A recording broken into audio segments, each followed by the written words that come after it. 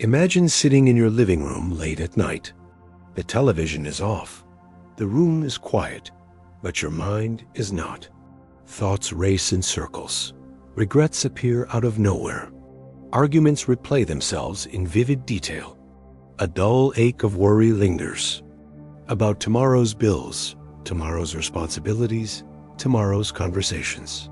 The silence around you only amplifies the noise within. It feels as though you're carrying a backpack full of invisible stones, and with each passing day, the weight increases. Yet when you look in the mirror, there is no backpack. There is only you and the burdens you cannot put down. This is the hidden struggle of modern life. From the outside, everything looks fine. You work hard. You smile when expected. You play your role with practiced precision. But deep inside, beneath the surface of daily routines, there is a storm that never quite settles. Anxiety hums in the background like static on a radio. Stress presses down on the chest like a heavy hand. The mind whispers that you are not enough, that you must keep running faster, climbing higher, proving more. The world demands your energy, your time, your heart. And yet, no matter how much you give, it never feels like enough. This is not living. This is surviving. But what if there is another way? What if the pain you carry does not have to define you? What if there is a door ancient simple, always open, that leads to peace no matter what storms rage outside? That door has been walked through for thousands of years. Its path is not hidden. Its wisdom is not locked away. It is the path of mindfulness, compassion, and letting go the timeless truths of the Buddha's teaching, offered not as dogma, but as tools for human freedom. These teachings are not abstract philosophy. They are medicine for the heart, remedies for the mind, guidance for anyone who suffers. And in this modern age of endless noise, they are needed more than ever. In the hours ahead, we will walk this path together. Not as monks in a monastery, but as ordinary people facing ordinary struggles, money worries, broken relationships, restless nights, feelings of failure, the sharp sting of words, the loneliness that creeps in even in a crowded room. Each chapter of this journey will shine a light on one of these invisible burdens. We will explore why it hurts so much, how the pain hides itself inside our identity, and most importantly, how the wisdom of mindfulness and compassion can dissolve its grip. With every step, you will see that you are not broken, you are not doomed, and you are not alone. You are human. And being human means there is always hope. These teachings will not demand blind belief. They will not ask you to escape your life or abandon the world you know. Instead, they will meet you where you are. They will show you how to breathe when panic strikes, how to pause when anger rises, how to forgive when resentment poisons the heart. They will remind you that even in the middle of chaos, you can touch a place of stillness. That even when your mind says, "I cannot handle this," your heart can whisper back, "Yes, you can." Step by step, story by story, we will practice setting down the stones.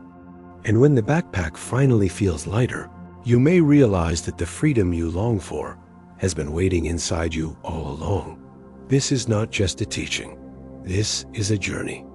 And it begins now with the first truth we must face: the invisible. Burdens we carry and the quiet art of learning how to put them down. Every morning begins the same way. The alarm sounds. Your eyes open. For a brief moment, there is silence. A split second where the world has not yet arrived. Then it comes rushing back. The unfinished work. The conversations you wish you could erase. The responsibilities stacked like bricks on your shoulders. You rise from bed already tired, not from lack of sleep, but from the heavy, invisible weight pressing down on your chest. This weight has no shape. You cannot point to it, hold it, or place it on a scale. Yet it is there. It follows you to the kitchen as you make coffee. It lingers in the car as you drive to work. It even joins you in moments of joy, whispering, "You don't really deserve this?" You try to hide it. You smile at neighbors, laugh at co-workers' jokes, nod politely in meetings. But deep inside, the burden grows heavier. What are these invisible burdens? They are the grudges we refuse to release, the guilt we replay in. Secret, the comparisons we make when we scroll through other people's perfect lives online. They are the harsh words we once heard and now repeat endlessly to ourselves. They are the regrets we cannot rewrite, the losses we cannot undo. Unlike physical weight, which can be set down at the end of the day, these burdens cling like shadows. You lie in bed at night, hoping for rest, but the mind keeps churning, dragging the body through battles that exist only in thought. Think of the time you said something careless to a friend. Their face tightened. They grew quiet. Days later, they seemed fine, but you could not forget. Again and again, the scene replayed in your head. Your words, their reaction, your shame. The moment was gone, but the burden remained. Or consider the opposite.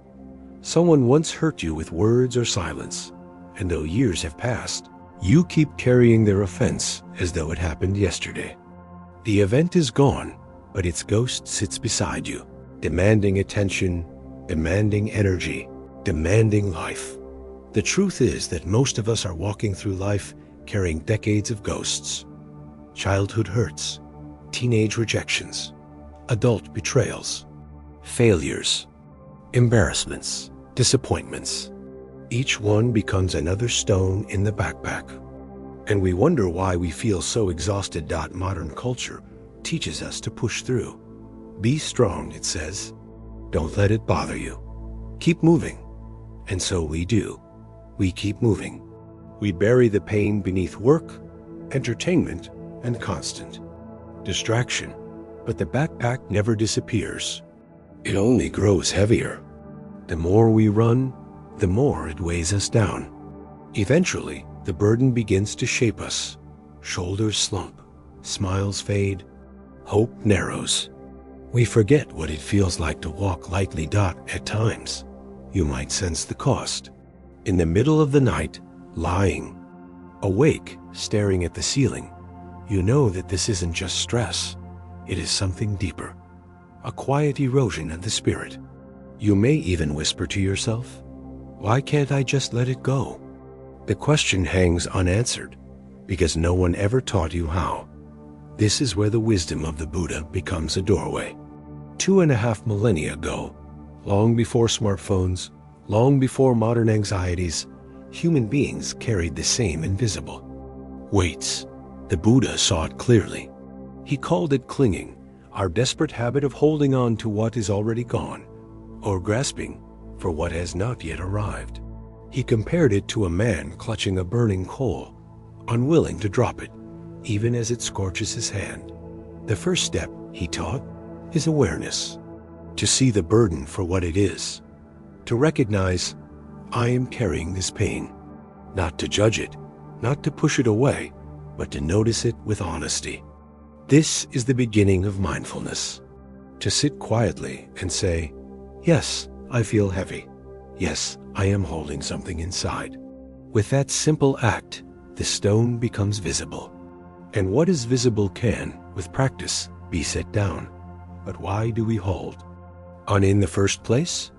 Often, it is because we believe the burden keeps us safe. If I keep replaying the betrayal, maybe I will never be betrayed again. If I hold on to my anger, maybe I will stay strong. If I punish myself with guilt, maybe I will avoid future mistakes. The mind believes the burden is protection, yet in reality, it is poison. It drains energy, clouds judgment, and prevents us from healing. Consider a glass of water. Hold it for a minute, no problem. Hold it for an hour, your arm begins to ache. Hold it for a day, and the pain becomes unbearable. The glass itself has not grown heavier. What changed was the length of time you refused to set it down. The same. is true for emotional burdens. The longer we hold them, the more unbearable they become. This is why mindfulness practice often begins with the breath. The breath is a teacher. When you close your eyes and feel the breath move in and out, you remember that life happens only in this moment, not in yesterday's regret, not in tomorrow's fear. Just here, just now. With each breath, the grip of the past loosens and the backpack begins to lighten. Imagine sitting in a quiet room. You close your eyes. You feel the rise and fall of your chest. At first, the mind resists. Thoughts rush in. Regrets, worries, stories. But you simply notice them, as if watching clouds drift across the sky. One thought says, "You are not good." Enough. Another whispers, "What if tomorrow falls apart?" You do not fight them. You do not cling. You watch. And slowly, they fade. What remains is space. In that space, you feel the truth. You are more than your burdens. You are the awareness that sees them, not the weight itself. This is the promise of mindfulness. Not that life will be free of pain, but that you can stop carrying unnecessary suffering. The stone may fall, but you do not need to keep picking it back up. The past may hurt, but you do not need to replay it forever. And so, the journey of healing begins not with fixing the world outside, but with gently setting down what you carry inside. Each breath is a chance. Each pause is an invitation. Each moment is a doorway to freedom. But the invisible burdens are only the beginning. If we do not recognize them, they transform into something more dangerous. Pain, when carried too long, begins to reshape identity. It no longer feels like something we hold. It starts to feel like who we are. That is the next trap we must face, the fire within, when pain itself becomes our identity. We often imagine that if the world outside would just calm down, then peace would come. If the boss stopped demanding so much, if the bills disappeared, if the family finally understood. Yet the truth is more subtle. Even in perfect circumstances, the mind finds something to carry. The invisible burdens are not tied only to events. They are tied to the way we relate to events. One person loses a job and sees opportunity. Another loses the same job and sinks into despair. The event is the same. The difference lies in how tightly each one holds the story of loss. This is why the Buddha described suffering as a fire fed by fuel. The fire is the pain of life, unavoidable, unpredictable. But the fuel is what we add, the endless replay of, why me? The clinging to, it should have been different, the self-punishment of, I am not enough. The fire burns as long as we keep throwing fuel into it. When we stop feeding it, when we allow the flames to die naturally, only ashes remain. From those ashes, something new can grow. The practice of noticing these invisible weights can be startling. Try this. Sit quietly for 5 minutes and ask yourself, what am I holding right now? The answer may not be clear at first. But wait, a face will appear in your mind. A memory will surface. A voice will whisper words you thought you forgot. That is your stone. That is the burden you carry. For some, it will be anger. For others, regret. For others still, a constant fear that life will collapse at any moment. Each one feels different. But the root is the same, clinging to what is gone or resisting what has not yet come. Once the burden is seen, a choice appears. You can continue holding it, or you can set it down. Setting it down is not about pretending the pain never happened. It is not about excusing cruelty or erasing responsibility. It is about realizing that your spirit is not built to carry infinite weight. To release the stone is not weakness. It is wisdom. It is remembering that you deserve to walk freely. This letting go is not an instant miracle. It is a practice repeated again and again. Imagine standing beside a river with a heavy rock in your hands. The river flows strong and steady. At first, you hesitate. You wonder if letting go means you will forget, or that the pain will be invalidated. But then you place the rock in the water. You watch it sink, disappearing from sight. You feel your arms suddenly lighter. The river takes it. You realize you never needed to carry it this long. That is what forgiveness feels like. Not a denial of the past, but a release into the current of life. Science now echoes what ancient wisdom knew. Studies show that people who practice mindfulness, who consciously release resentments, have lower blood pressure, stronger immune systems, and calmer nervous systems. Carrying emotional weight is not just exhausting for the heart. It weakens the body. Stress hormones flood the bloodstream. Muscles remain tense. Sleep becomes restless. What seems like a purely mental burden becomes physical suffering. When we release the burden, health begins to return not only to the spirit, but to the body itself. Yet the challenge remains. How do you set down something that has lived inside you for so long? The answer begins with compassion. Not just compassion for others, but compassion for yourself. Too often, the inner voice speaks only with criticism. Why are you still thinking about this? Why are you so weak? But healing does not come through harshness. Healing comes when you place a hand gently on your own heart and say, "Of course you are hurting. Anyone would hurt after carrying this." Compassion softens the grip of the burden. With kindness, the stone becomes easier to release. Think of the child you once were. Imagine that small, fragile version of yourself standing in front of you, holding a heavy stone. Would you scold them?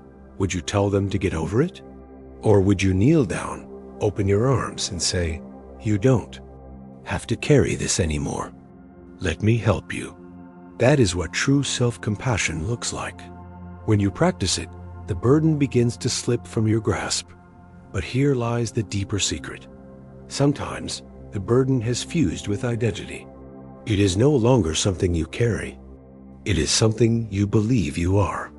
You do not just hold anger, you become anger. You do not just remember betrayal, you become the betrayed. You do not just regret mistakes, you become the failure. The stone moves from your hand to your heart, where it feels impossible to remove. This is where the path ahead leads us. If invisible burdens weigh us down, and if we cling to them long enough, they transform into identity itself. The pain becomes the story we tell about who we are. We begin to believe, "I am my wounds, I am my losses, I am my shame." And when that happens, the burden is no longer invisible. It is the very fire within us, burning without rest. As we move forward, we will step into that fire. We will see how pain becomes identity, how suffering disguises itself as self, and how the ancient wisdom of letting go can show us that we are more than the stories we repeat. For to live free is not only to set down the backpack, but to realize that we are not the backpack at all. And so the path turns. From the invisible burdens we carry, we now step into the deeper truth, when the burden itself becomes who we believe we are. There is a strange transformation that happens when we carry our burdens too long. At first, the pain feels like something outside of us, something that struck and wounded us. But as days pass, then weeks, then years, the line between the pain and the self begins to blur. Slowly, quietly, almost without noticing, the pain stops being an experience and starts becoming an identity. Think of someone who is betrayed in love. At first, the betrayal is sharp and raw. The heart aches, trust shatters. Time moves on, but instead of healing, the wound becomes a story. I am the one who was betrayed. I am the one who cannot trust again. This story grows roots. Every new encounter is filtered through it. A kind smile from a stranger is met with suspicion. A simple act of care is doubted. The betrayal is no longer just something that happened. It has become who they are. Or imagine a person who failed in business. The venture collapsed, the debt piled up. At first, it was a painful event, a single chapter. But the memory repeats. I am a failure, the mind whispers. I will never succeed. Before long, it is not just a memory, it is a lens that colors every future attempt. Opportunities are dismissed before they even begin. Risks are avoided. The pain is no longer external. It has burned its way into the very sense of self. This is what the Buddha compared to grasping a burning coal. The coal may start as something separate, but once held tightly, the fire does not stay in the hand. It spreads. It consumes. We think we are controlling it, but in truth, it is consuming us. The fire becomes identity. We begin to live as the burned. The tragedy is that this identity, though painful, can feel strangely safe. Familiar suffering often feels less frightening than unknown freedom. We tell the story again and again because it anchors us. I am the betrayed one. I am the angry one. I am the anxious one. In some way, it feels stable. If I am always this, at least I know who I am. But stability built on pain is not true stability. It is a prison cell decorated with familiar pictures. Have you ever noticed how people introduce themselves not only by name, but by story? I am divorced. I am unemployed. I am depressed. We rarely notice how much identity is. Shaped by suffering. It creeps in, shapes language, reshapes behavior. Soon, we do not just carry the pain. We protect it. We nurture it like a wounded pet. We defend it when others suggest healing, because without it, who would we be? And yet, ancient wisdom reminds us of something radical. There is no fixed self. The A that clings to pain is like a cloud passing through the sky. It looks solid from a distance, but when touched, it dissolves. What we call identity is nothing more than thoughts, emotions, and memories repeated until they appear permanent. But permanence is an illusion. You are not the story of your suffering. You are the awareness behind it. To see this clearly, imagine sitting in a movie theater. The film begins. The images are bright, the sound loud, the emotions stirring. You laugh, you cry, you feel fear as the characters struggle. But then for a moment, you look up and notice the projector. You remember that all of this, the love, the loss, the drama, is light on a screen. The film feels real, but it is not reality. The same is true of the stories of our pain. They play in the theater of the mind, vivid and convincing. But when you look closely, you see the projector, thoughts, memories, emotions. And behind that, pure awareness, untouched and free. Mindfulness invites us to become the witness rather than the character. To notice, here is the story of betrayal again. Here is the story of failure again. Not to deny the pain, but to recognize that the story is not who you are. The fire burns, but you are not the fire. You are the sky in which the flames flicker and fade. This recognition does not come instantly. It comes in quiet moments of practice. You sit in stillness. You breathe. A thought arises. I am not lovable. Instead of believing it, you watch it. You say, this is just a thought. You let it float by. Another thought arises. I always fail. Again, you watch. Again, you let it go. Over time, the grip of identity loosens. The coal grows cool. The fire loses power. Western psychology now mirrors this truth. Cognitive therapy teaches people to separate themselves from their thoughts. You are not your thought. You are the one noticing the thought. Neuroscience shows that the brain can rewire itself when old stories are not repeated with the same intensity. What Buddhists called impermanence, science now calls neuroplasticity. The truth is the same. Identity is not fixed. It can shift. It can heal. But the path is not without resistance. Part of us clings tightly to pain, not because it feels good, but because it feels known. Letting go means stepping into mystery. Who am I if not the one who was betrayed? Who am I if not the one who failed? Who am I if not the anxious one? The unknown self feels frightening, yet only in that unknown can freedom be found. The Buddha once said that clinging to identity is like insisting that a raft used to cross a river must be carried on your back even after reaching the shore. The raft served its purpose. It helped you survive. But once the river is crossed, the wise set it down. In the same way, your pain may have shaped you, may have helped you endure. But now, to walk freely, you must set it down as we move deeper. Into this journey, we will see how identity built on pain can be transformed. We will explore how to stop feeding the fire and how to discover the self that exists beyond wounds and labels. That discovery begins with a question, simple yet powerful. Who am I without this story? The answer is not given in words. It is felt in silence, in stillness, in the quiet liberation of a heart that remembers it was never defined by suffering.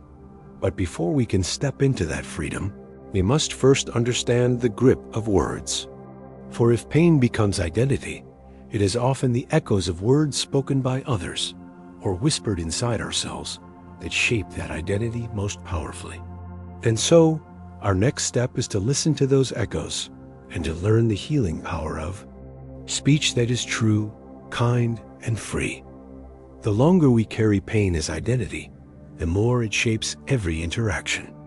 A person who believes, "I am broken," will walk into a room already shrinking. Their shoulders curve inward, their eyes lower. Even before a word is spoken, the story of pain announces itself.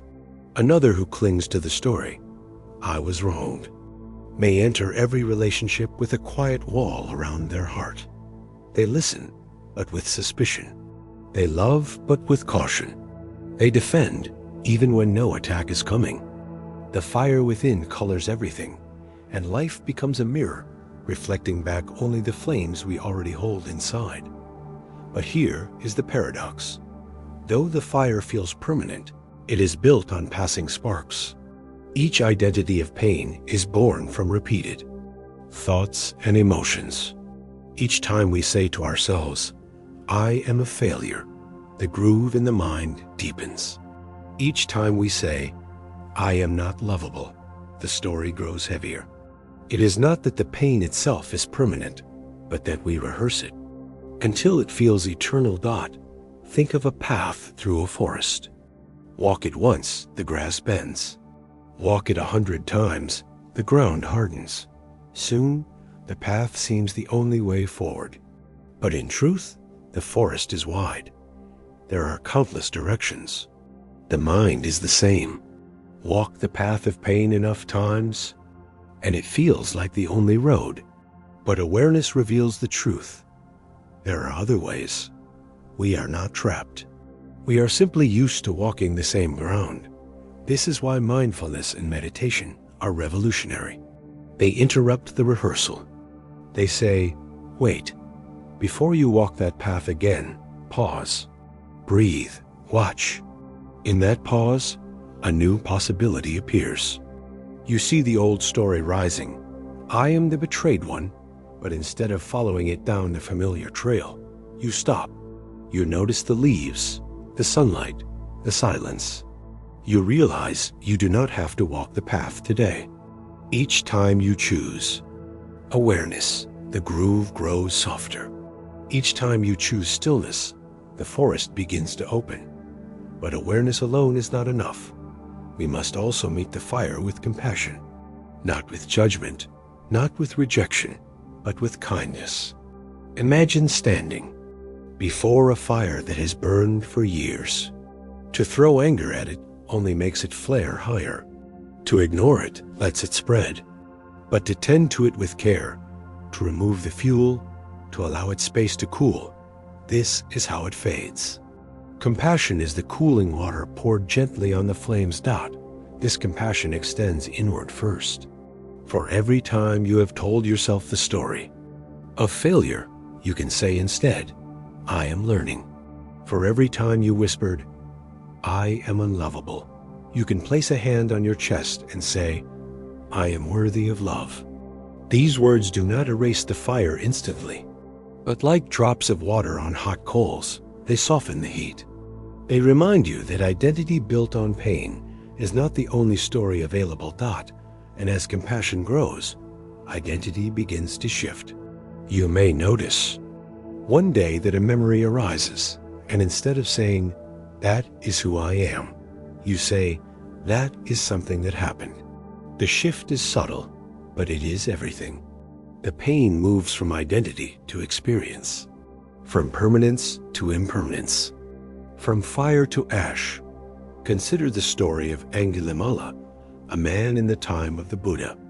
He was feared, a bandit known for violence, carrying an identity of anger and cruelty. Yet when he encountered the Buddha's compassion, something cracked open. He realized that he was not doomed to be his past. He could change. He could walk a new path. And he did. The lesson is timeless. No matter how strong the fire, no matter how long it has burned, it can cool. Identity is not destiny. The self is not fixed. But this work is not only about the inner voice. Identity is also shaped by the words spoken by others. Harsh words, repeated often enough, carve deep grooves in the heart. A child told they are worthless may carry that fire into adulthood. A partner criticized relentlessly may come to believe the story. Words are sparks that ignite the fire of identity, and once lit, they burn long after the sound has faded. This is why the next step in our journey matters so deeply. If we are to free ourselves from the fire of pain as identity, we must pay attention to the words that fuel it. Both the words we hear and the words we speak to ourselves. For speech is not small. It is powerful. It shapes thought. It shapes memory. It shapes who we believe we are. The Buddha called this practice right speech, to speak what is true, what is kind, what is necessary. And equally, to practice silence when words would harm. But right speech is not just about how we treat others. It is also about how we treat ourselves. To whisper kindness to our own hearts. To replace the echo of cruelty with the sound of compassion. And so, as we leave the fire of identity, we step into the realm of words. Into the echoes that shape our inner and outer worlds. Into the recognition that the way we speak to others and to ourselves can either keep us bound to suffering or open the door to freedom. The journey continues, moving from the burning coal of identity to the subtle, sharp arrows of language. The fire within may consume, but words can wound even more deeply. And healing begins when we finally learn to listen to the echoes of speech and to choose words that heal instead of harm. Words are invisible arrows. They travel through the air quickly, but they land deeply. Long after they are spoken, may linger. A single careless phrase can shape a lifetime. Many of us carry these arrows without realizing it. A teacher who once said, "You will never amount to anything." A parent who muttered, "Why can't you be more like your brother?" A friend who laughed, "You're so awkward." At the time, maybe it seemed small, but years later, the echo remains. It repeats in the mind, again and again, until the voice outside becomes the voice inside. The pain of words is unique because it is both instant and lasting. A cut on the skin heals in days. A cruel remark can remain open for decades. You can close your ears, but you cannot close memory. Even in silence, the echoes remain. This is why people sometimes feel paralyzed in moments that seem safe. A loving partner says, "I care about you," but the old echo replies, "You are unworthy." A boss says, "You did a good job," but the echo whispers, it's not enough. The old arrows distort the present, piercing again and again. And words do not only come from others. The deepest wounds often come from the way we speak to ourselves. Consider how often the inner voice says things you would never say to a friend. I'm stupid. I always mess up. No one really likes me. These phrases may be silent, but their power is enormous. They become scripts, looping in the background, shaping choices, limiting courage, draining joy. The inner critic is relentless, and without awareness, we mistake it for truth. The Buddha recognized the power of speech. In his teachings, he emphasized right speech as one of the central steps on the path to freedom. Right speech is not about politeness or flattery. It is about truth spoken with care. It is about words that heal rather than harm. He taught that speech should meet 3 tests. Is it true? Is it necessary? Is it kind? If the answer is no, silence is often the wiser choice. This wisdom is not abstract. It is deeply practical. Think of a heated argument. The impulse is to strike back quickly, to defend, to wound. But when anger speaks, words become weapons. They cut deeper than intended, and once spoken, they cannot be taken back. The argument ends, but the echo remains. Families fracture. Friendships collapse. Love erodes. Not because of the disagreement itself, but because of the arrows of speech that were fired recklessly. And yet, just as words can wound, they can also heal. Think of the relief you felt when someone said, "I believe in you," or when a friend whispered, "You're not alone," or when a stranger offered a simple, "It's going to be okay." These words, too, echo. They repeat in moments of doubt, lifting the heart, steadying the mind. A single kind phrase can become a lighthouse in the storm, guiding us back to shore. The question, then, is how do we shift from harmful echoes to healing ones? The first step is awareness. Begin to notice the words you use, both aloud and inside your own mind. Pay attention to the inner critic. When it says, "You're not good enough," pause. Ask yourself, is this true? Is this necessary? Is this kind? Almost always, the answer is no. In that pause, you create space. Space to choose a different word. Space to whisper something gentler. Self-compassion becomes the new script. Instead of, "I always fail," you can say, "I'm learning." Instead of, "I'm not lovable," you can say, "I am worthy of love." At first, these phrases may feel unnatural, even fake. But remember the path in the forest. Each repetition creates a groove. The more you walk it, the stronger it becomes. With time, the healing words replace the harmful ones. The echo shifts. The inner critic grows quieter, replaced by an inner ally. This practice extends outward as well. In conversations with others, choose words that support rather than cut. Pause before speaking. Ask, will this help or harm? Even in conflict, truth can be spoken with care. Instead of saying, "You never listen," try, "I feel unheard." Instead of shouting, "You're selfish," try, "I need more support." The difference is profound. One set of words attacks identity. The other shares experience. One fuels division. The other opens the possibility of connection. Science again confirms this wisdom. Studies show that positive words release dopamine and serotonin, calming the nervous system and strengthening bonds. Negative words increase cortisol, heightening stress and damaging relationships. Speech is not just sound, it is chemistry, biology, energy. It shapes not only minds, but bodies. What the Buddha taught millennia ago, modern research now measures. Words matter more than we imagine, but perhaps the deepest healing comes from silence. In a noisy world, silence is rare. Yet silence can be the most compassionate speech of all. To sit with someone in their pain without rushing to fix or explain is a gift. To rest in quiet with yourself, allowing the echoes to fade, is an act of liberation. Silence is not emptiness. It is space where the heart can finally breathe. Imagine walking into a forest at dawn. No voices, no machines. Only stillness, broken gently by birdsong. In that quiet, the echoes of harsh words begin to dissolve. You hear something deeper, older, truer, a voice beneath the noise. It does not criticize. It does not wound. It simply whispers, "Be here, be whole, be free." That is the sound of awareness when speech is set aside. That is the silence that heals. And so, the journey of words leads us to choice.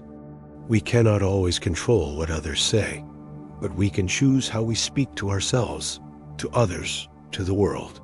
Each word is a seed. Plant anger, reap bitterness. Plant kindness, reap peace. The harvest is inevitable. What you speak, you become. Words are not the only echo we face. Even when speech has ended, memory itself carries its own arrows. The past, though gone, pierces us again and again through replayed stories. This is what ancient teachings called the second arrow, and it is there, in the theater of memory, that our next lesson awaits. If words can build or destroy, then the way we listen is just as important as the way we speak. Many of us listen not to understand, but to prepare a reply. We wait impatiently for the other person to finish, ready with our defense, our counterattack, our story. But true listening is different. True listening is an act of generosity. It is a silence that makes space for another's heart. When someone feels heard, even if nothing else changes, a burden lifts. A wound begins to heal. Think of the last time someone truly listened to you, not with distraction, not with judgment, but with full presence. Their eyes steady, their posture open, their silence kind. You may not even remember their exact words. What you remember is the feeling. I matter. I am seen. I am not alone. That memory lingers long after the conversation ends. The echo of listening can be just as powerful as the echo of speech. The Buddha's teaching on right speech included this quality of listening. He encouraged disciples not only to avoid harmful words, but also to cultivate deep attention. Listening with compassion prevents careless speech. It reveals what truly needs to be said and what does not. Sometimes the most skillful response is a single sentence of care. Other times, it is no response at all. Words gain their power not from quantity, but from clarity and intention. And yet, many of us have been conditioned to fill silence with chatter. Awkward pauses feel unbearable. We rush to fill the space, often with words that carry little meaning or even hidden harm. But silence, when chosen with awareness, is not awkward. It is sacred. It is a pause that honors the weight of what has been spoken, and the dignity of the one who spoke it. To practice healing speech is to shift from reaction to intention.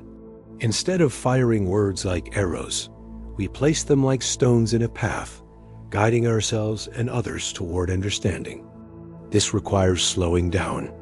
It requires noticing the impulse to speak and asking, will these words ease suffering, or will they deepen it? Am I speaking to connect, or am I speaking to defend? In this way, every conversation becomes practice. Every sentence becomes an opportunity for peace. Of course, change does not come easily. Old habits return, anger flares. The sharp word escapes before mindfulness can catch it. When this happens, the path forward is not shame, but humility. We acknowledge the harm, we apologize sincerely, and we recommit to better speech. The healing power of words includes the words of apology. I was wrong. I am sorry. Please, forgive me. These phrases, spoken from the heart, can soften walls that seemed unbreakable. They are not weakness. They are courage. And just as apology heals, gratitude nourishes. To say thank you with presence is more than courtesy. It is recognition. It is a reminder that we are interdependent, that our lives are woven together. Gratitude spoken aloud plants seeds of joy in the hearts of others and in our own. Even simple phrases, "I appreciate you," "I'm glad you're here," carry a weight far greater than their syllables. They become echoes of light in a world often darkened by criticism. Yet we must also learn discernment. Not every truth needs to be spoken. Not every opinion needs to be shared. The Buddha compared words to a sieve. Much passes through, but only what is nourishing should remain. Before speaking, we can pause and ask, does this need to be said? Does it need to be said now? Does it need to be said by me? This pause protects. Use some scattering arrows carelessly. It transforms speech from reflex to practice. When these practices come together, mindful speaking, compassionate listening, healing silence, sincere apology, authentic gratitude, something profound begins to shift. The old echoes of cruelty grow quieter. The new echoes of kindness grow stronger. The inner voice, once harsh and critical, softens into a steady companion. And in this transformation, we glimpse freedom. For when the echoes change, identity changes. When speech heals, the self begins to heal. But even as words lose their sting, another challenge remains: memory itself. Long after words have been spoken and forgotten by the one who said them, they may live on in our minds. The past, though gone, replays itself like a film on endless repeat. This is what the Buddha described as the second arrow. The first arrow is the pain of the moment, the harsh word, a painful event. The second arrow is the replay, the reliving, the echo that returns again and again. We may heal from the words spoken today, but the words from yesterday, last year, or decades ago may still pierce. The mind replays them as if they are happening. Now, the body reacts with the same tight chest, the same clenched jaw, the same sting of shame. The speaker may have long forgotten, but the listener still suffers. To free ourselves from harmful speech, then, is not only to choose better words. Now, it is also to learn how to release the echoes of words already spoken. It is to notice when the second arrow flies and to gently put it down. This requires awareness. It requires the courage to say, that was then, this is now. It requires the patience to watch the echo fade, rather than fueling it with more attention. This is the bridge we now cross. From the power of words spoken. In the present, we turn toward the shadows of memory. We ask how to stop reliving wounds that belong to the past. We ask how to end the cycle of second arrows. And in this exploration, we discover the profound truth that suffering does not only come from what happens to us, but from how we continue to hold it. The journey continues. Ahead lies the spell of memory and the wisdom that teaches us how to break free from its grip. Memory is a remarkable gift. It allows us to learn from mistakes, to savor joy, to hold on to lessons that guide us forward. But memory is also a double-edged sword. It can turn into a prison when it refuses to let go of pain. A harsh word, failure, a betrayal long after the moment has passed, memory revives it, almost as if it is happening again. The body tenses. The heart races. The wound, though years old, feels fresh. This is the second arrow. The Buddha explained it simply. The first arrow is life itself. No one escapes it. We lose people we love. We face sickness. We encounter disappointment. This is the nature of existence. The first arrow is sharp, but it is unavoidable. The second arrow, however, is different. It is the suffering we create by reliving the pain again and again. The event itself may have lasted a moment, but memory extends it into years. Think of a time you embarrassed yourself in public. Perhaps you tripped or stumbled over your words, or made a mistake at work. Others may have forgotten within hours, but your mind replayed the scene over and over. Each replay pierced you again. Or think of a heartbreak. The relationship ended, but the mind refused to accept it. It brought back conversations, smiles, arguments, all woven together with the sting of loss. The heart kept breaking long after the breakup. That is the second arrow. The danger of the second arrow is that it convinces us we are still in danger.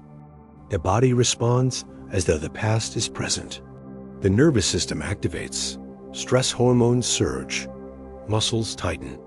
The mind races. All of this from something that no longer exists.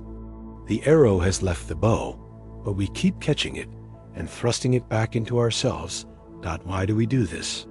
Part of it is survival. The mind believes that by replaying the pain, it can protect us from future harm. If I keep remembering what went wrong, I'll never let it happen again. But the truth is harsher. Reliving the pain does not prevent future suffering. It only guarantees present suffering. The arrow meant to protect us becomes the arrow that wounds us most. The Buddha's invitation was radical. Notice the second arrow. See when memory is replaying what is gone. Recognize it for what it is, just thought, just a story, just data flickering across the mind. The moment you see it clearly, its power begins to fade. It is like realizing you are watching a movie, rather than living it. The emotions may still arise, but you no longer confuse the screen for reality. One simple practice is labeling. When a painful memory surfaces, instead of diving into the story, you say softly to yourself, remembering, remembering. This gentle label reminds you, this is the mind at work, not the present moment. With time, the label becomes a shield. The memory may arise, but it no longer pierces. It floats like a cloud instead of stabbing like an arrow. Another practice is returning to the body. When memory replays, notice your breath. Notice your feet on the ground. Notice the sounds in the room. These anchors remind you that you are here now, not back then, not in that moment of shame or grief. Here, now, safe. The arrow dissolves in the light of present awareness. But letting go of memory is not the same as erasing it. You cannot wipe away the past, nor should you. Memory holds lessons, wisdom, and reminders of what matters. The goal is not to forget, but to stop reliving. To hold memory lightly, like a photo in your hand, rather than clutching it so tightly that it cuts. Imagine holding a seashell. You bring it to your ear. You hear the echo of the ocean. For a moment, it feels as though the waves are crashing nearby. But you know they are not. The sound is only an echo, a trace. The real ocean is far away. Memory is the same. It carries echoes, but the event itself is gone. When you see this clearly, the echo no longer overwhelms. You can appreciate it, learn from it, and then return to the present. Modern psychology calls this rumination. It is the cycle of replaying negative events until they dominate the mind. Research shows that rumination increases depression, anxiety, and even physical illness. People who ruminate are more likely to struggle with sleep, digestion, and chronic stress. The Buddha's second arrow, described thousands of years ago, now has scientific confirmation. The mind can wound the body through the endless replay of the past. So how do we break the spell of memory? We begin with compassion. When the second arrow strikes, do not scold yourself. Do not say, I should be over this by now. Instead, place a hand on your heart and say, of course this hurts. Of course it is hard to let go. This kindness softens the grip of memory. It creates space for healing. Next, we practice discernment. Ask yourself, is this memory useful right now? Does it teach me something new? Or is it simply replaying to wound me again? If it is useful, you can learn. If not, you can let it pass. You can choose not to pick up the arrow. Over time, the second arrow loses its power. The memories still arise, but they no longer define you. You see them as part of your story, not the whole story. You can carry them like pebbles in your pocket, rather than stones on your back. And here lies the gift. When memory no longer imprisons you, you are free to live fully in the present. Joy becomes possible again. Connection becomes deeper. Even grief can transform into gratitude as the sharp edges soften, and what remains is love for what was, not endless pain for what is gone. But the world does not stop sending arrows. Pain will come again. Harsh words, disappointments, losses. The first arrow is unavoidable. Yet once you learn the wisdom of the second arrow, you no longer add layers of suffering to what life already brings. You feel the pain, and then you let it move through you. The arrow strikes, and then it is gone. And as this wisdom deepens, another truth reveals itself. Stillness is not weakness. It is power. To pause, to resist the impulse to react, to rest in the gap between memory and response. This is freedom. This is the next doorway on the path. The spell of memory holds its greatest power in the moments when we are unaware. A smell, a song, a photograph can suddenly open the door to the past, and before we know it, we are pulled inside. We find ourselves reliving arguments, replaying failures, or mourning losses long gone. In these moments, awareness becomes our greatest ally. Without awareness, the second arrow strikes again and again. With awareness, we can see it coming and choose differently. One practice is to greet the memory with acknowledgement instead of resistance. When a painful image rises, rather than saying, "Not this again," we can whisper, "Hello, old friend." By meeting the memory gently, we reduce its power. Resistance fuels the arrow. Acceptance weakens it. This acceptance is not agreement. It is not saying the pain was right or deserved. It is simply saying, "This is here. This is what the mind is presenting." And with that simple recognition, the spell begins to break. Sometimes, memories return with such force that they feel impossible to escape. Trauma, in particular, has a way of imprinting itself so deeply that the body remembers even when the mind tries to forget. In these moments, the teachings remind us of the body as anchor. A deep breath, the feel of the ground beneath the feet, the steady rhythm of the heartbeat.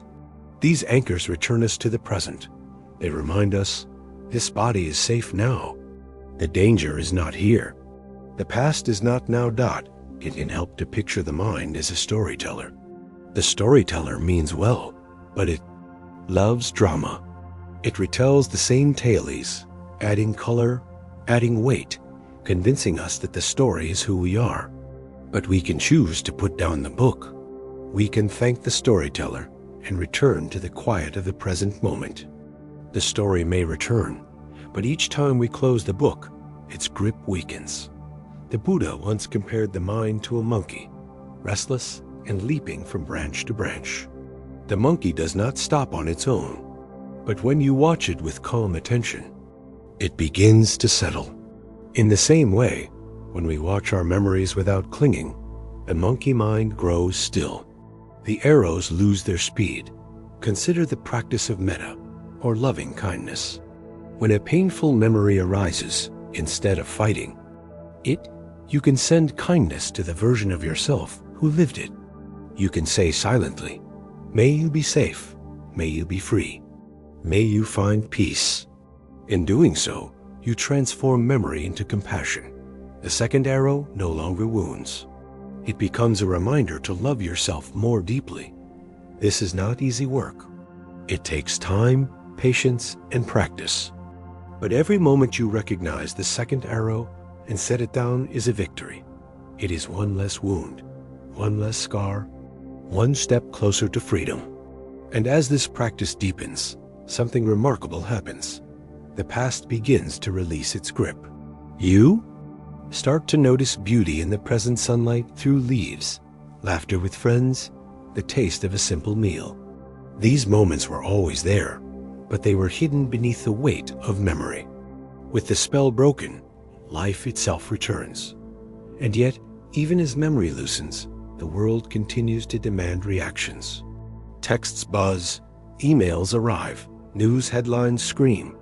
People push buttons, knowingly or not. The urge to respond instantly, to defend, to attack, to retreat is strong.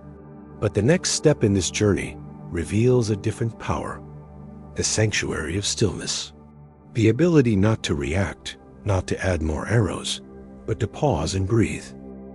The second arrow teaches us how to release the past. The sanctuary of stillness teaches us how to face the present without adding new wounds. Together, they form the foundation of peace. One loosens the grip of what has been. The other softens the grip of what is unfolding now. And so the path continues.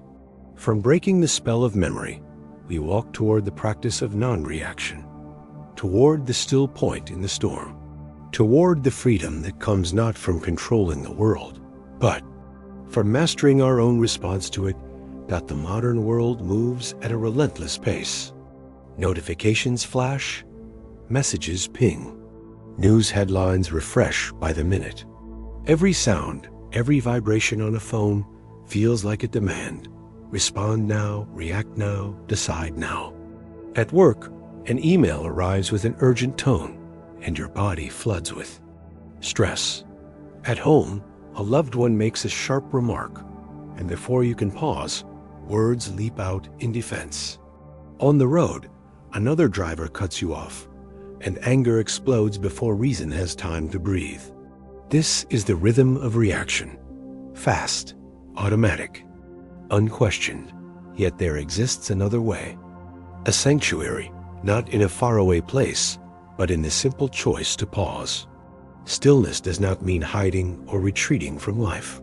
It means stepping into the space between stimulus and response. In that space lies freedom. In that pause lies power. Buddha often spoke of this power as non-reaction. He did not mean passivity. He did not mean indifference.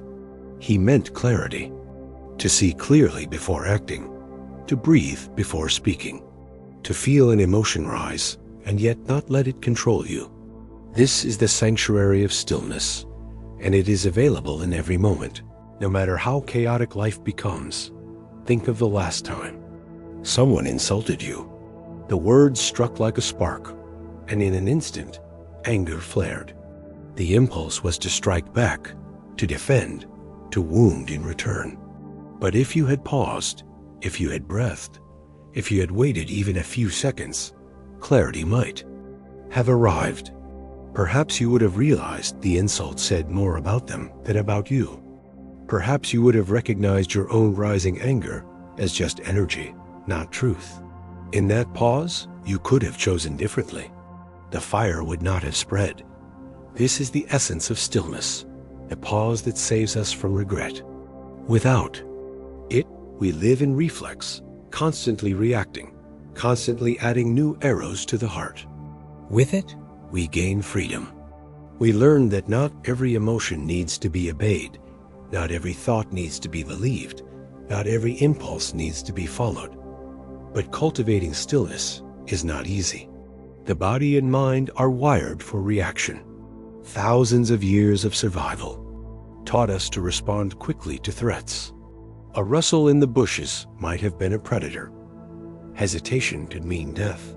That same instinct now fires when the threat is only an email, a comment, or a traffic jam. Our nervous systems cannot tell the difference. The body reacts as though survival is at stake. This is why practice is essential. Stillness must be trained like a muscle. The breath becomes the gym, the present moment the training ground. Each time you notice a surge of anger and choose to breathe instead of lash out, you strengthen the muscle. Each time you feel anxiety rise and choose to sit quietly instead of rushing to distraction, you strengthen the muscle. Slowly, the space between stimulus and response widens. Slowly, stillness becomes more natural than reaction. One powerful practice is counting the breath. When a trigger arises, instead of reacting, pause and count. 1 on the in-breath, 2 on the out-breath, up to 10. This simple act engages the mind, calms the body, and interrupts the chain of reaction. By the time you reach 10, the urgency has softened. The mind is clearer. The words or actions you choose next come not from impulse, but from wisdom.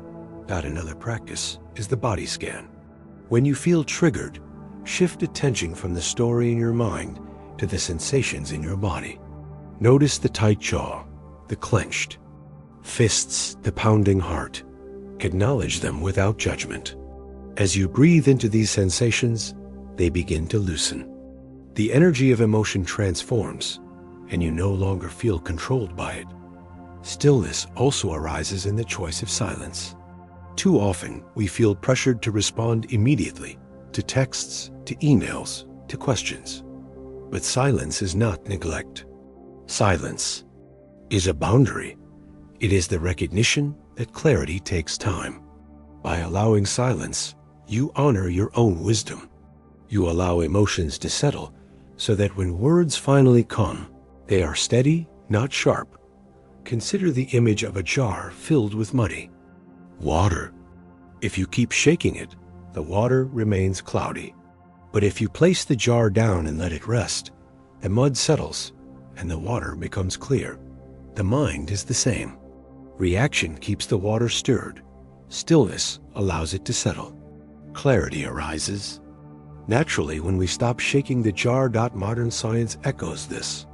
Studies show that mindfulness practices reduce activity in the amygdala, the part of the brain responsible for quick, emotional reactions, and strengthen the prefrontal cortex, which governs reason and decision-making. In other words, stillness rewires the brain. Reaction becomes less automatic.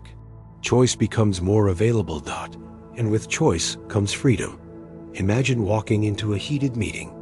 Tension fills the room. Accusations fly.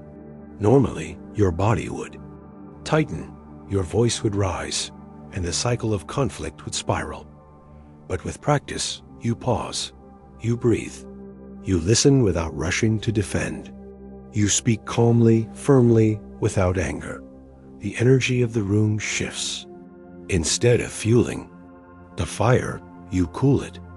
This is the power of stillness in action. Yet stillness is not only for moments of conflict. It is also the key to experiencing joy more deeply. When you pause, when you rest in awareness, you notice details that reaction overlooks. The warmth of sunlight on your face, the laughter of a child, the taste of your food. These small moments, often drowned out by busyness, become treasures. Stillness turns ordinary life into sacred experience. And perhaps most beautifully, stillness connects you as to others. When you meet someone with presence instead of reaction, they feel it. They feel safe. They feel seen. Your stillness becomes a gift, a sanctuary where they too can relax.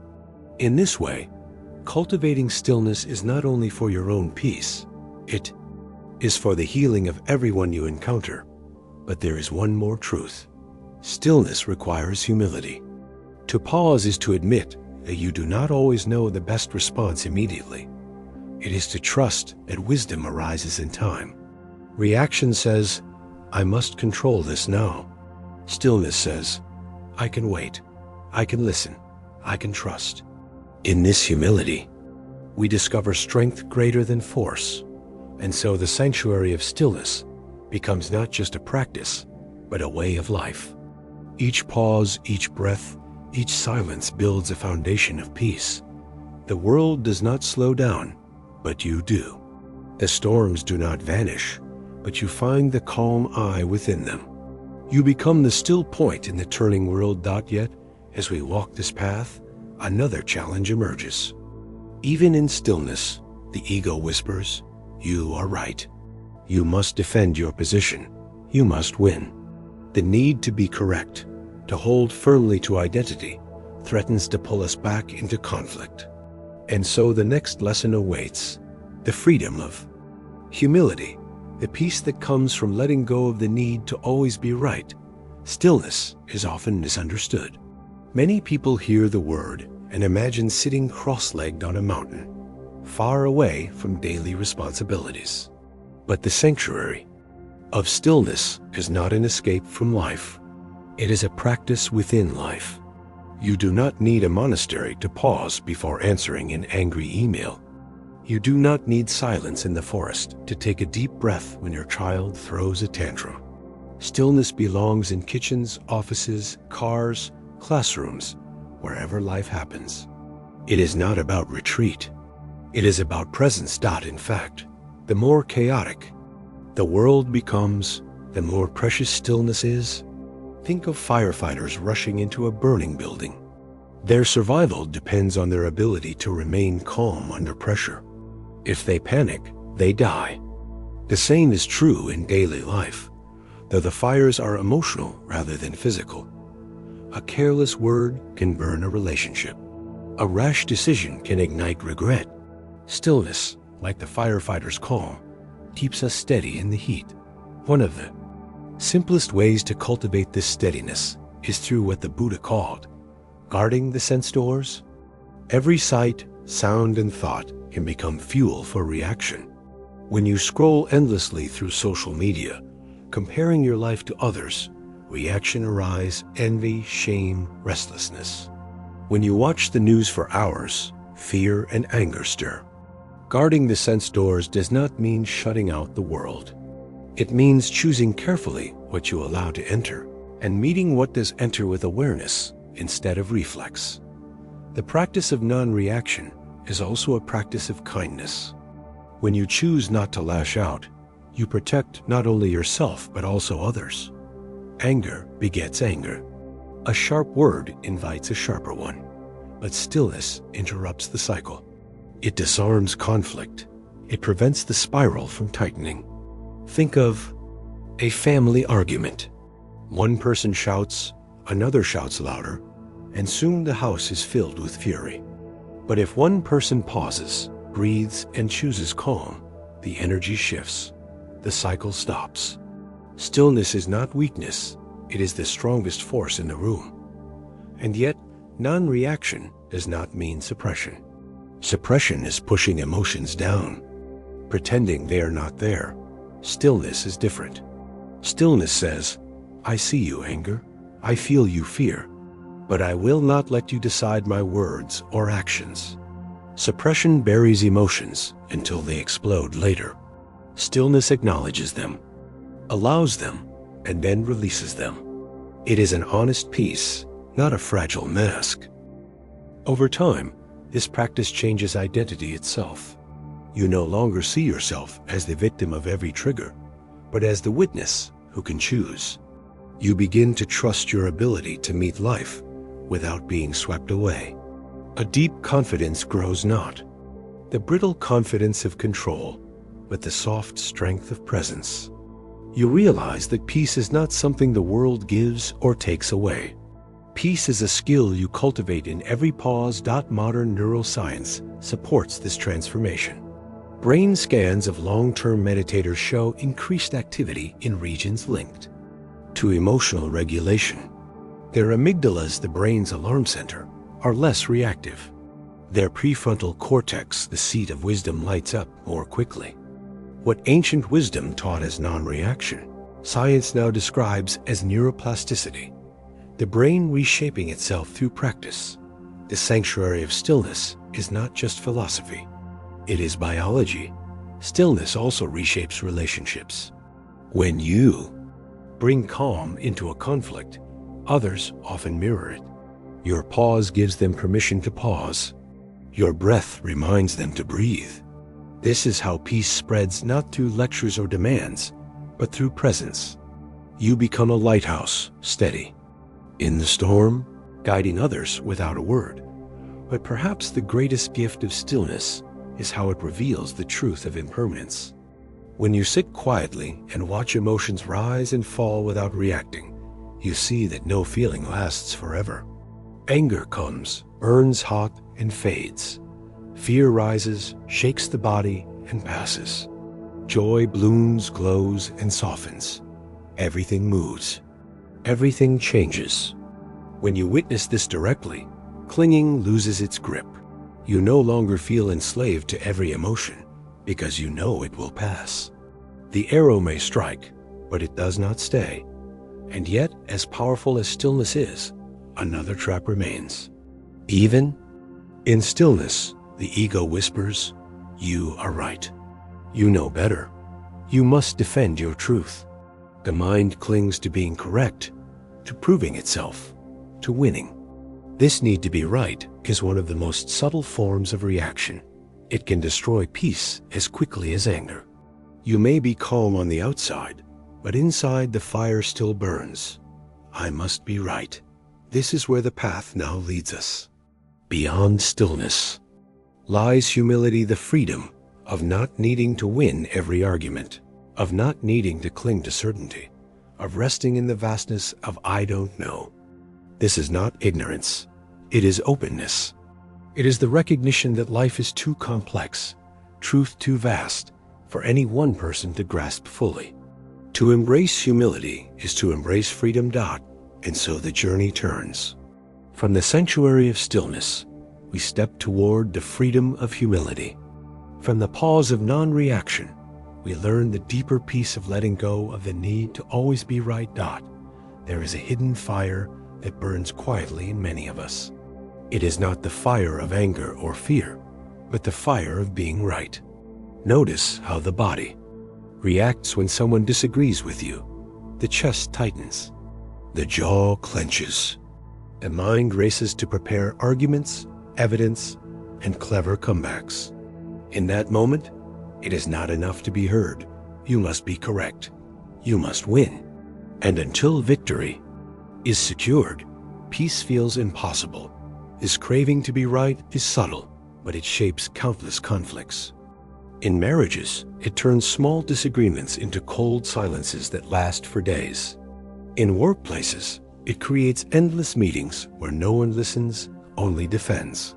In friendships, it erodes trust, as every conversation becomes a quiet competition. The issue itself often matters less than the need to be right. The ego treats every disagreement as a threat, because being wrong feels like losing identity. Why is this urge so strong? At its root, it comes from fear. If I am wrong, does that mean I am weak? Does it mean I am foolish? Does it mean I am less worthy? The mind equates correctness with safety, and so it clings desperately to being right. It would rather destroy connection than face uncertainty. And in this way, the ego builds its fortress-high walls of certainty, guarded gates of argument, towers of self-defense. From inside the fortress, it feels secure. But in truth, it is lonely. The fortress of being right isolates us from others, and even from ourselves. The Buddha saw this clearly. He taught that clinging to views is one of the deepest forms of attachment. It is not just clinging to possessions or relationships that causes suffering. It is clinging to opinions, to beliefs, to the conviction that I alone know the truth. This clinging creates division, conflict, and endless debate. True wisdom, he said, comes from humility, the willingness to say, perhaps I do not know. Perhaps there is more to see. Humility is often misunderstood. People think it means weakness, or self-doubt, or lack of confidence. But true humility is strength. It is the courage to let go of the need to control reality with your opinions. It is the openness to admit that life is bigger than any one perspective. It is not shrinking, it is expanding. It is saying, I do not need to win. I only need to learn. Imagine two people looking at a mountain. One stands on the north side, the other on the south. Each describes what they see. One insists, the mountain is covered in pine trees. The other argues, no, The mountain is barren rock. Both are right and both are wrong. Each sees only a part. Without humility, they argue endlessly. With humility, they realize the truth is larger than either view. They listen, they combine their perspectives, and suddenly the mountain becomes whole. This is the gift of humility. It expands truth by dissolving the ego's need to own it.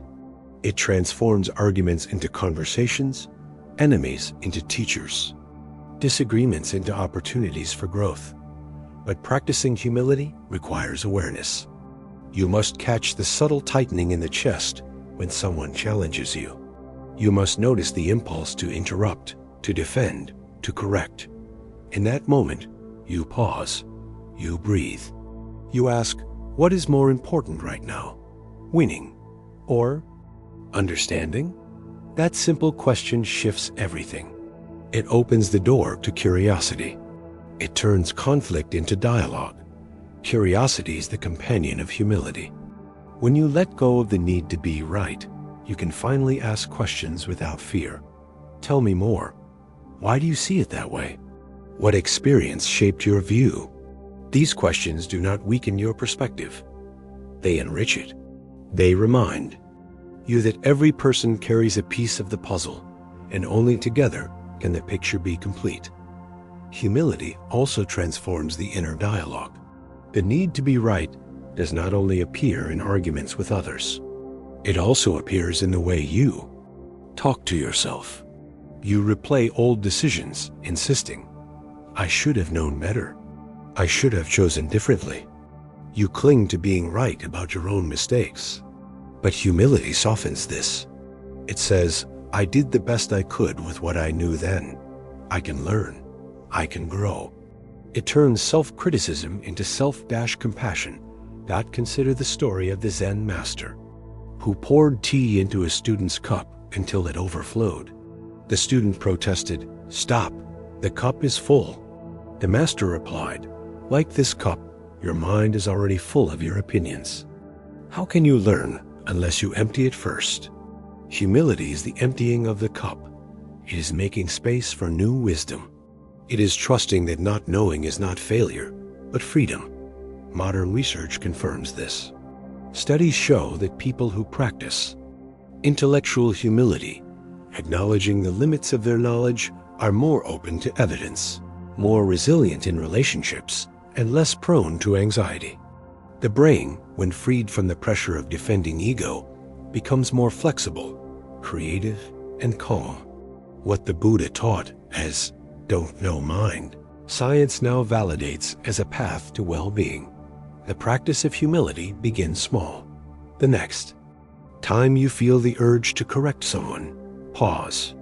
Ask yourself, is this correction necessary, or is it just my ego wanting to win? The next time you argue, experiment with listening more than speaking. The next time you feel certain, consider the possibility that there is more to learn. Each small act chips away at the fortress of being right. Each small act builds the spaciousness of humility. And here lies the paradox. The less you cling to being right, the more peace you find.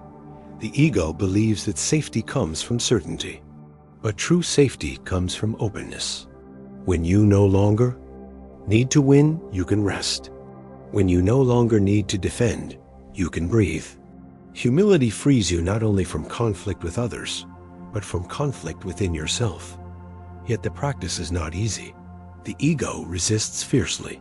It whispers, if you let go of being right, people will walk over you. They will not respect you. But in truth, humility does not erase strength.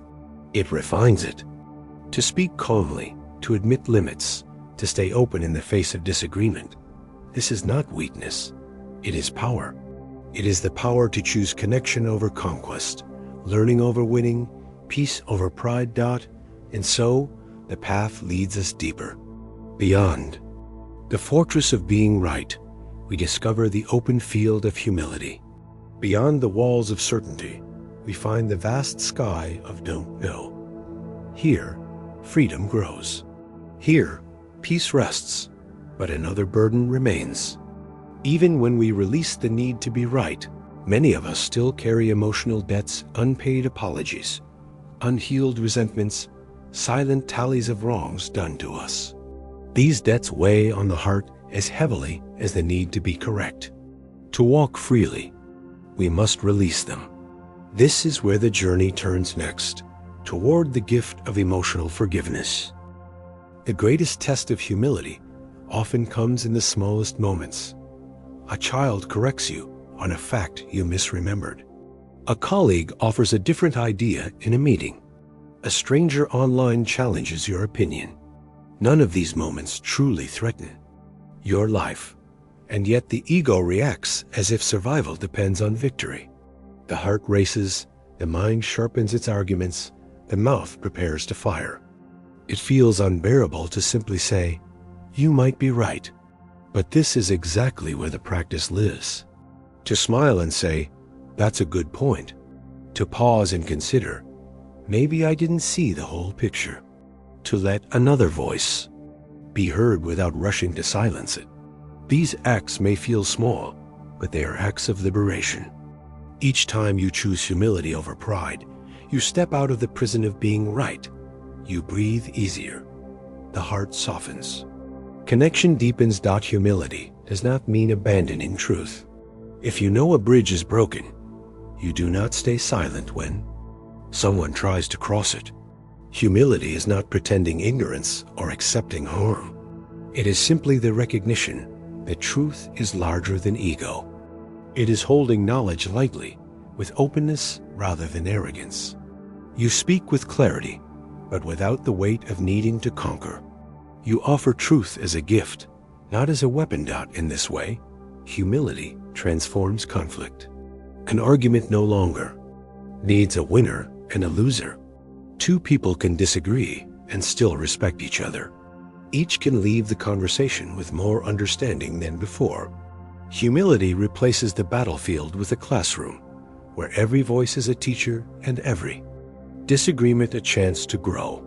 This is why the Buddha often encouraged his followers to avoid fruitless debates. He saw that arguments fueled by pride rarely lead to wisdom. Instead, he urged them to ask, "Does this discussion reduce suffering?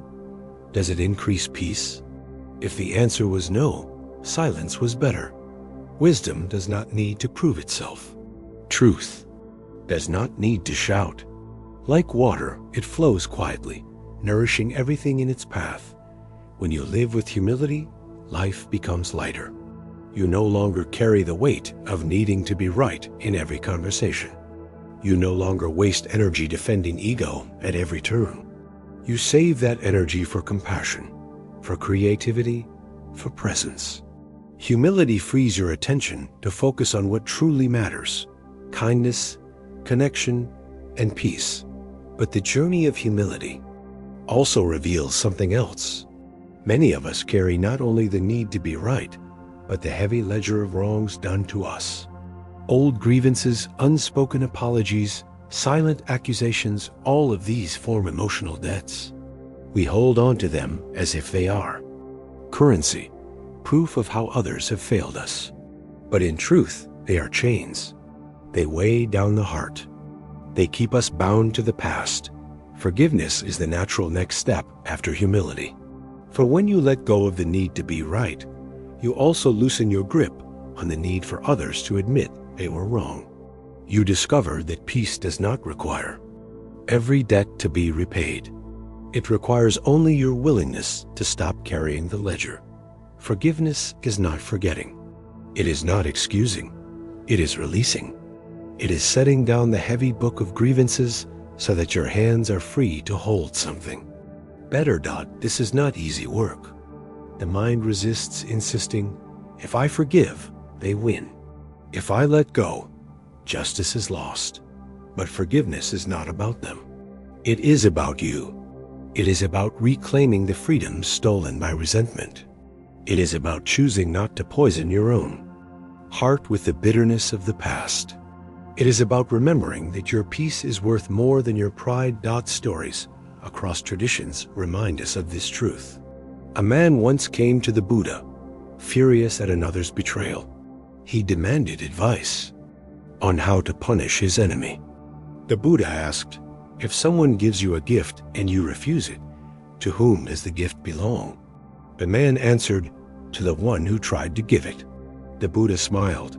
In the same way, if you refuse to carry anger, it remains with the one who offered it. You are free. Humility and forgiveness are sisters. Humility says, I do not need to be right. Forgiveness says, I do not need you to be wrong. Together, they dissolve the walls of ego and resentment. Together, they open the door to compassion. As we close this chapter, the lesson of humility is clear. Freedom is not found in winning every argument or proving every point. Freedom is found in openness, in curiosity, in the courage to release pride. And when humility is paired with forgiveness, the heart becomes light enough to walk freely again, and so the path turns once more. From the freedom of humility, we now step into the gift of emotional forgiveness. From the softening of pride, we move toward the healing of resentment. For only when the heart forgives can it truly rest. There are hurts we carry that feel heavier than any physical weight, betrayals that cut deep, harsh words that echo for years, abandonments that left us standing alone in the dark. These wounds become like scars on the soul. We replay them, we hold them, we guard them as proof of how unfair life has been. And each time we touch them in memory, the pain feels fresh. Forgiveness, then, can feel impossible. How could I forgive someone who hurt me so deeply? How could I release the anger when it feels like the only thing protecting me? To forgive seems like letting them win, like erasing the wrong, like betraying ourselves. And so we hold on. We hold on for years. We hold on for lifetimes. But what is the cost of this holding? Anger hardens into bitterness. Resentment sours joy. Old wounds poison new relationships. Like drinking salt water to quench thirst, we believe holding on will protect us, but it only makes us thirstier for peace. The one who hurt us may not even remember, but we remember. We live the pain again and again. In the end, forgiveness is not about setting them free. It is about setting ourselves free. The Buddha once taught, holding on to anger is like grasping a hot coal with the intent of throwing it at another. You are the one who gets burned. This is the essence of forgiveness. To let go of the coal, not for their sake, but for your own. To refuse to carry the fire any longer. To place it gently on the ground and walk away with empty, healed hands. This does not mean forgiveness is easy. It is one of the hardest practices on the path, but it is also one of the most liberating. Each act of forgiveness lightens the heart.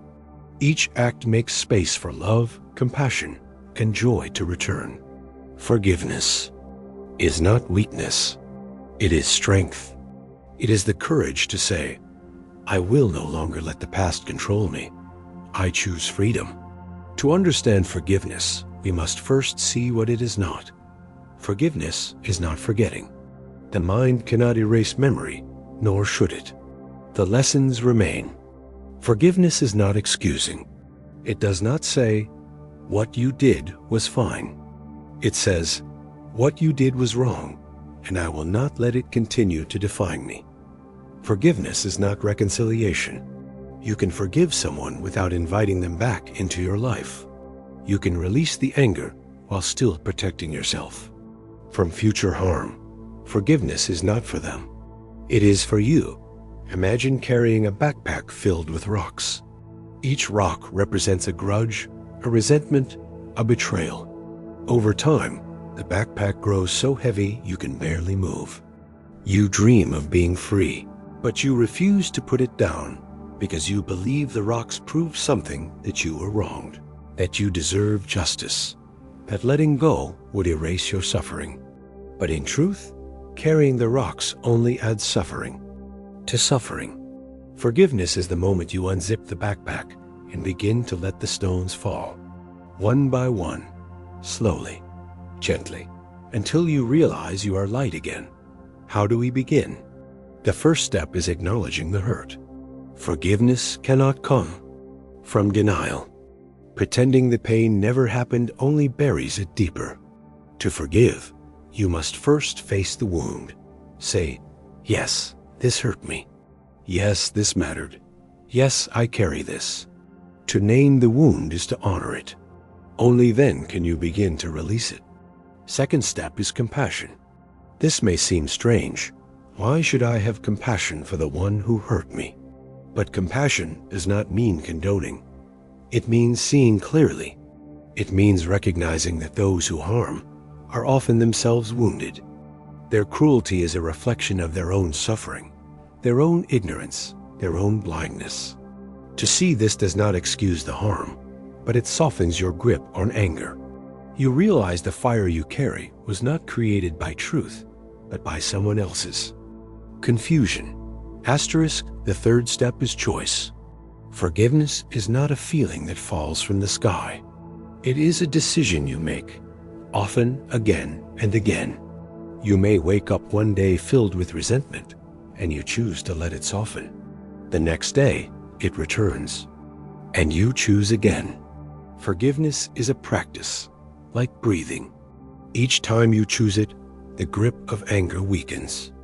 Each time you choose it, you step closer to freedom. Science now confirms what wisdom has long taught.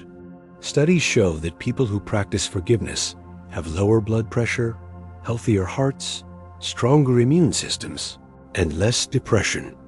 Forgiveness literally heals the body as well as the mind. Resentment keeps the nervous system in a constant state of stress. Forgiveness signals safety, allowing the body to rest and repair. The act of releasing anger restores not only peace of mind, but also physical health. Still, some wounds are too deep to forgive quickly. Betrayals of trust, abuses of power, losses that changed everything. In these cases, forgiveness may not come all at once. It may come in layers, like peeling an onion. Each layer reveals another, deeper hurt. Each layer requires patience. This is why forgiveness is often described as a journey, not a destination. Some days you feel light, other days the anger returns. But if you stay on the path, the weight lessens over time. One of the most powerful tools in this journey is metta, or loving kindness meditation. In this practice, you begin by sending kindness to yourself. May I be safe. May I be free. May I live with ease. Then you extend it to loved ones. May you be happy. May you be healthy. Slowly, you extend it even to those who have harmed you. May you find peace. May you awaken. May you cause no more suffering. At first, the words may feel impossible, but over time, the heart softens. The walls of resentment begin to crumble. Forgiveness becomes possible. This does not mean you must like the person. It does not mean you must forget. It means you choose to release the poison from your own heart. You choose to stop drinking bitterness and start drinking peace. You choose freedom, and when forgiveness blooms, the world changes. The sky seems brighter. Relationships feel lighter. Even solitude becomes sweeter. You realize that the gift of forgiveness was never about them. It was always about you. It was always the gift you gave yourself. But forgiveness has another secret gift. It does not only free you from the past, it also prepares you for the future. For when new hurts arise, as they surely will, you carry less baggage. You meet them with more compassion, more patience, more wisdom. You no longer fear pain as much because you know you can heal. Forgiveness becomes not just an act, but a way of being taught. And so, the gift of forgiveness is not the end of the path, but a doorway. On the other side lies a new way of living, a way rooted not in bitterness, but in compassion, not in holding, but in releasing, not in chains, but in freedom. And yet, to truly live in this freedom, we must also face one more illusion, the illusion of control. For even as we forgive, even as we let go, many of us still cling to the belief that we can control life itself, that if we try hard enough, we can avoid pain, avoid loss, avoid change. But the truth is different. Life moves according to its own rhythm. Control is an illusion. And peace comes not from clinging, but from surrender. Forgiveness is often imagined as a single act, a dramatic moment when anger dissolves and peace arrives instantly. But in truth, forgiveness is usually quieter. It unfolds slowly in layers across time. Sometimes it begins with the smallest shift, the decision not to replay the old story for the 1000th time, or the moment you choose not to speak harshly about the person who hurt you. These small acts may seem insignificant, but they are. The seeds of freedom. There is a story told of two monks traveling together. They came to a river where a woman waited, unable to cross. One monk refused to help, remembering their vows not to touch women. The other monk lifted her gently, carried her across the river, and set her down safely on the far bank. Hours later, as they walked in silence, the first monk burst out, "How could you do that? You carried her, even though you know our vows." The second monk smiled and said, "Brother, I set her down at the river. Why are you still carrying her?" This is the essence of forgiveness: to set down the burden, to release what no longer needs to be carried. The past is heavy enough when it happens once.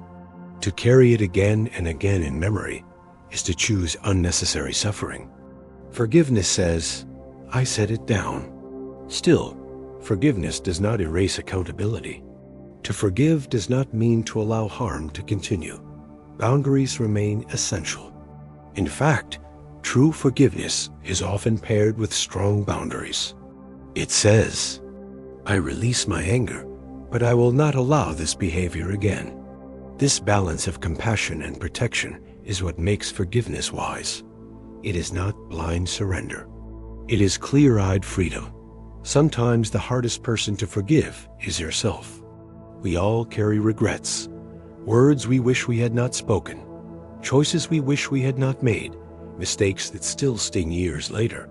The inner critic can be merciless, replaying failures as if they happened yesterday. But holding on to self-blame is just another hot coal. It burns only you. To forgive yourself is to recognize your own humanity.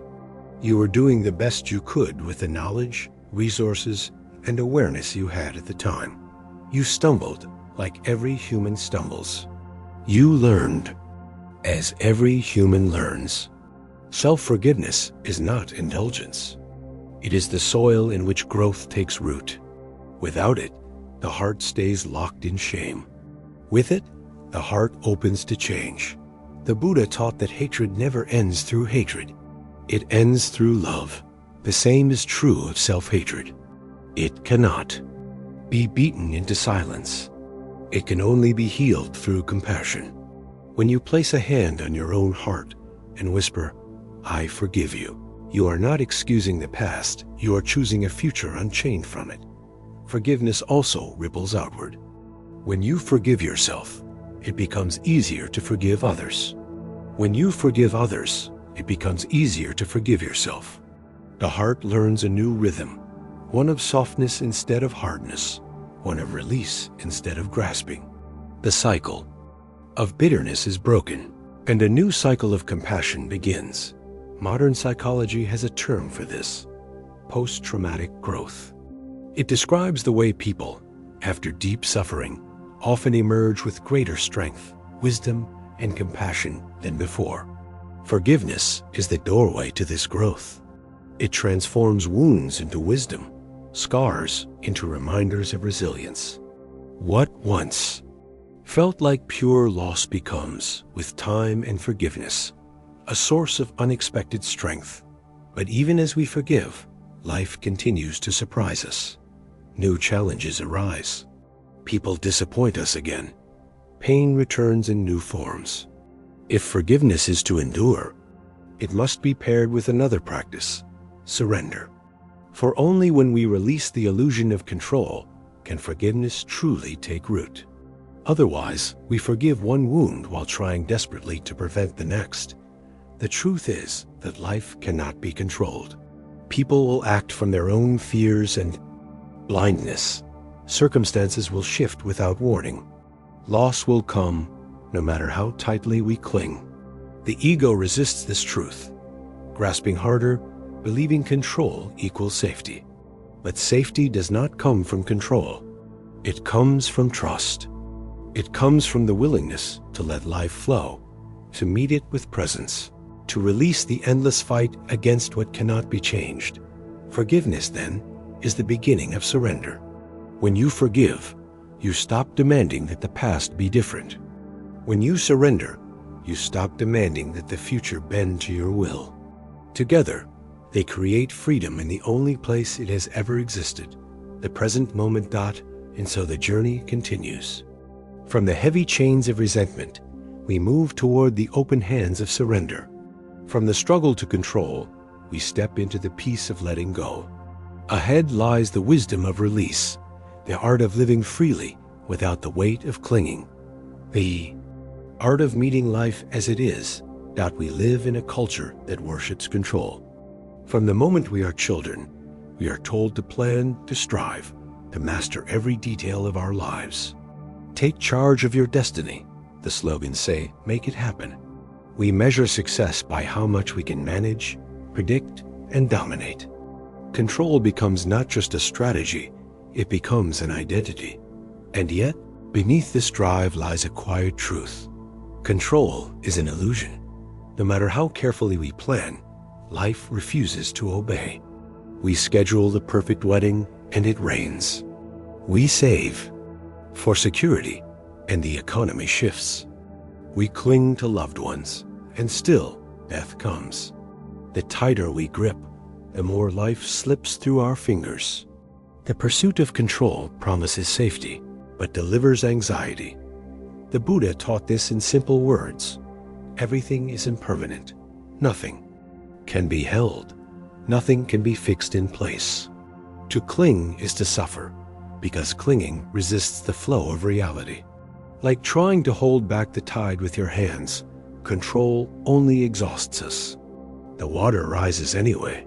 Think of a time you tried to control everything.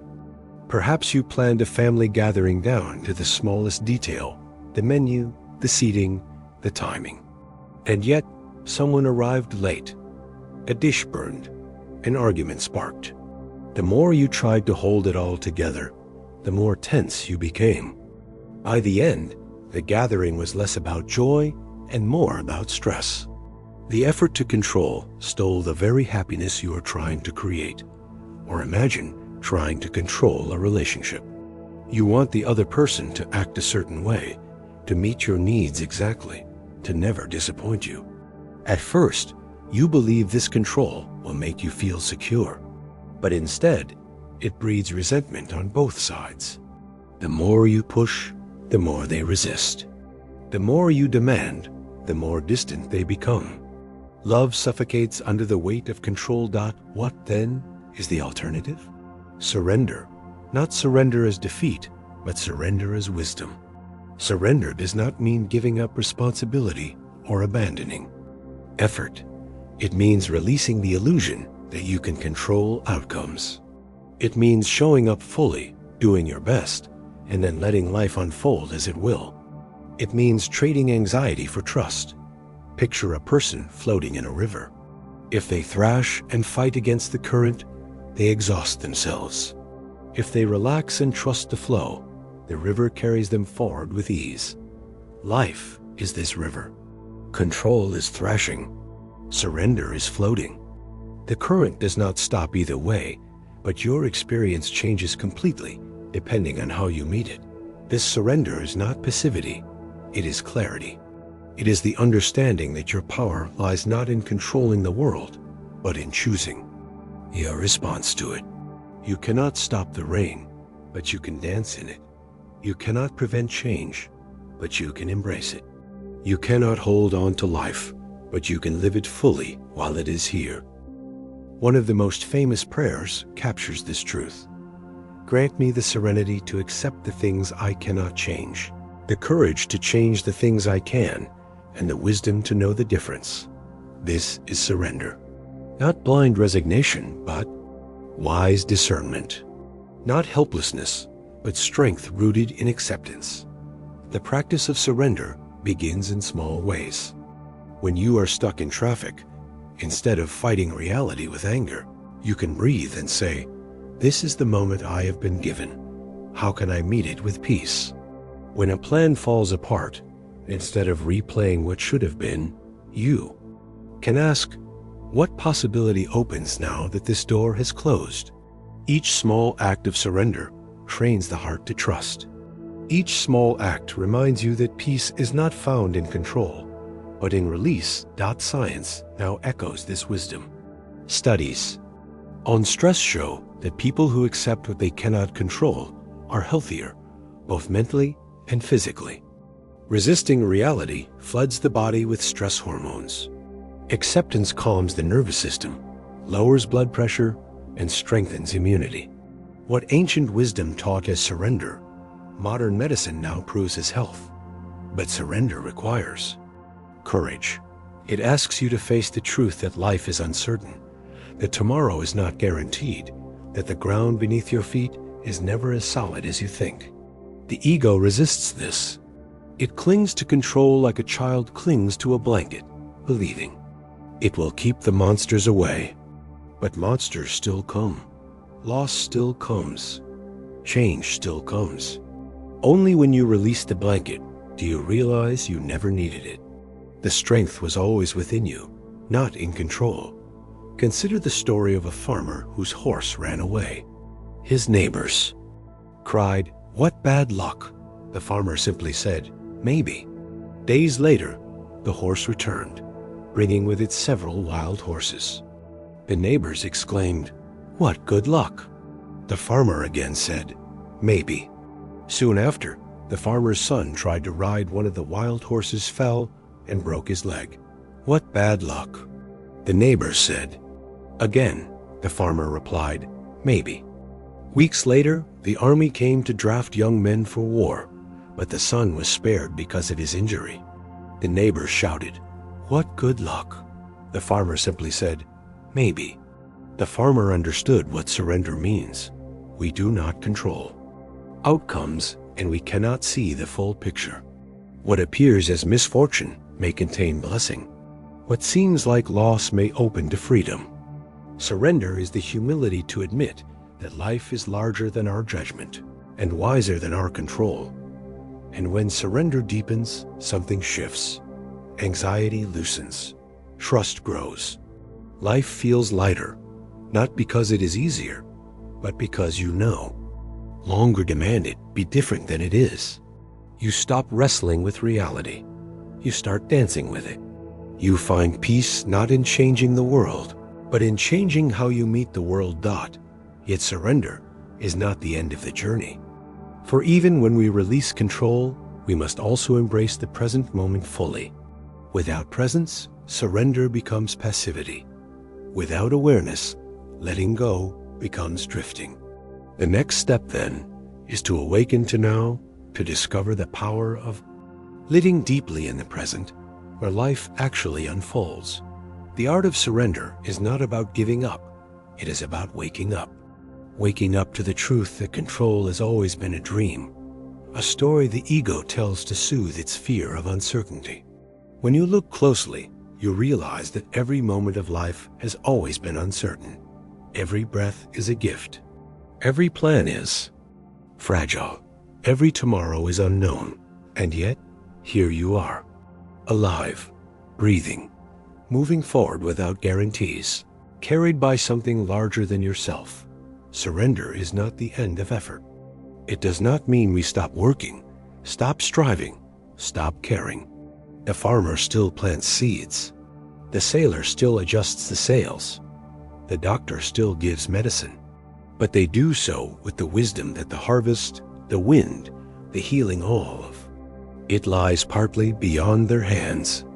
They act fully but they release the demand for control over outcomes. This is the balance. Full effort, gentle release. To live this way is to live with open hands. Closed hands grasp and clutch, desperate to hold on to what cannot be held. Open hands give and receive freely, trusting the flow. Closed hands are tense with fear. Open hands are soft with trust. The practice of surrender is the practice of opening. One way to practice this is through daily reflection. Each night, before sleep, you can review your day and ask, where did I cling? Where did I resist? Where did I release? Notice the difference. Notice how clinging felt heavy, how resistance drained you, how release lightened your heart.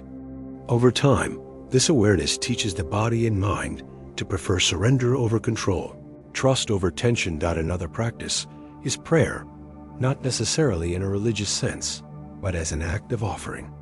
To wake in the morning and whisper, I will do my best today, and I release the rest. To face a challenge and say, this is bigger than me. I offer it to the flow of life. Prayer is surrender in words, a reminder that you are part of something vast. Modern research on resilience shows that people who surrender to what they cannot change recover more quickly from trauma. They adapt better to loss. They experience less chronic stress. What philosophy and spirituality call surrender, science calls adaptability. Both point to the same truth. Control breaks under the weight of reality, but surrender bends and survives. Think of a tree in the wind. A rigid tree resists, and when the storm grows strong enough, it snaps. A flexible tree sways, bends, and survives. Surrender is this bending. It does not erase the storm. It allows you to endure it without breaking. And when surrender matures, something profound occurs. Gratitude blooms. You begin to see even challenges as teachers, even losses as reminders of life's fragility, even endings as doorways to new beginnings. You stop demanding that life obey you, and you start listening to what life is teaching you. Every twist of the path becomes part of the dance. Every moment, even the painful ones, becomes precious. This does not mean surrender removes grief. When loss comes, the tears still fall. When pain strikes, the body still aches. But surrender allows grief to flow instead of harden. It allows pain to move instead of stagnate. It allows you to feel fully without being crushed. The arrow strikes, but you no longer add the second arrow of resistance. You let the wound heal in its own time. Perhaps the deepest lesson of surrender is this: life is not a problem to be solved, but a mystery to be lived. Control tries to solve the mystery, to pin it down, to make it predictable. Surrender bows to the mystery, accepts its vastness, and finds peace in its unfolding. You stop needing answers for everything, and you start marveling at the miracle of anything. And here lies the bridge to the next step. For surrender is not only about letting go of control, it is also about awakening to presence. Once you stop clinging to what might happen tomorrow, you are free to fully experience what is happening now. Once you stop replaying yesterday, you are free to live today. Presence is the natural fruit of surrender. The Buddha often reminded his followers, do not dwell in the past. Do not dream of the future. Concentrate the mind on the present moment. These words are not poetry. They are instruction. The present moment is the only place where life is lived, the only place where peace can be found. Surrender clears the way. Presence allows us to walk it. And so the journey turns once more. From the wisdom of release, we move into the power of presence. From the freedom of surrender, we awaken to the miracle of now. There is a simple truth we often forget. Life only happens now. Not yesterday, not tomorrow, not in the swirling thoughts of the mind, but here, in this breath, in this heartbeat, in this moment. And yet, how rarely we live here. Most of the time, our minds are elsewhere. We replay the past, editing old conversations, regretting old choices. Or we leap into the future, worrying, planning, imagining what might go wrong. We live in stories, not in life itself. This constant drifting robs us. The past steals our joy with regret. The future steals our peace with anxiety. Meanwhile, the present quiet, simple, alive passes by unnoticed. It is like standing in a garden or reading about flowers in a book. The fragrance is here. The colors are here. But we miss them because our eyes are elsewhere. Asterisk the Buddha called this forgetfulness. He described the untrained mind as a house without a watchman, open to any intruder. Thoughts of past and future come and go freely, and we follow them without question. Mindfulness, then, is the watchman. It is the gentle awareness that says, "Come back, be here. This is where life is." Presence is not a mystical state. It is the simple act of paying attention. It is noticing the warmth of the sun on your skin, the sound of the wind in the trees, the taste of the food in your mouth. It is listening fully when someone speaks, without rehearsing your reply. It is breathing in, breathing out, aware of the breath. Presence is not complicated. It is returning again and again to now. But simple does not mean easy. The mind is restless. It leaps constantly, like a monkey swinging from branch to branch. To sit quietly and focus on the breath feels at first impossible. Thoughts race. Memories intrude. Plans interrupt. The mind insists, this moment is not enough. You must go elsewhere. Yet with practice, the monkey settles. The mind learns to rest. Presence deepens. Why does this matter? Because presence is the key to peace. Anxiety lives in the future. Regret lives in the past. Peace lives only here, in the present. When you are fully here, worries lose their grip. Regrets soften. The endless chatter quiets. What remains is a stillness that feels like coming home.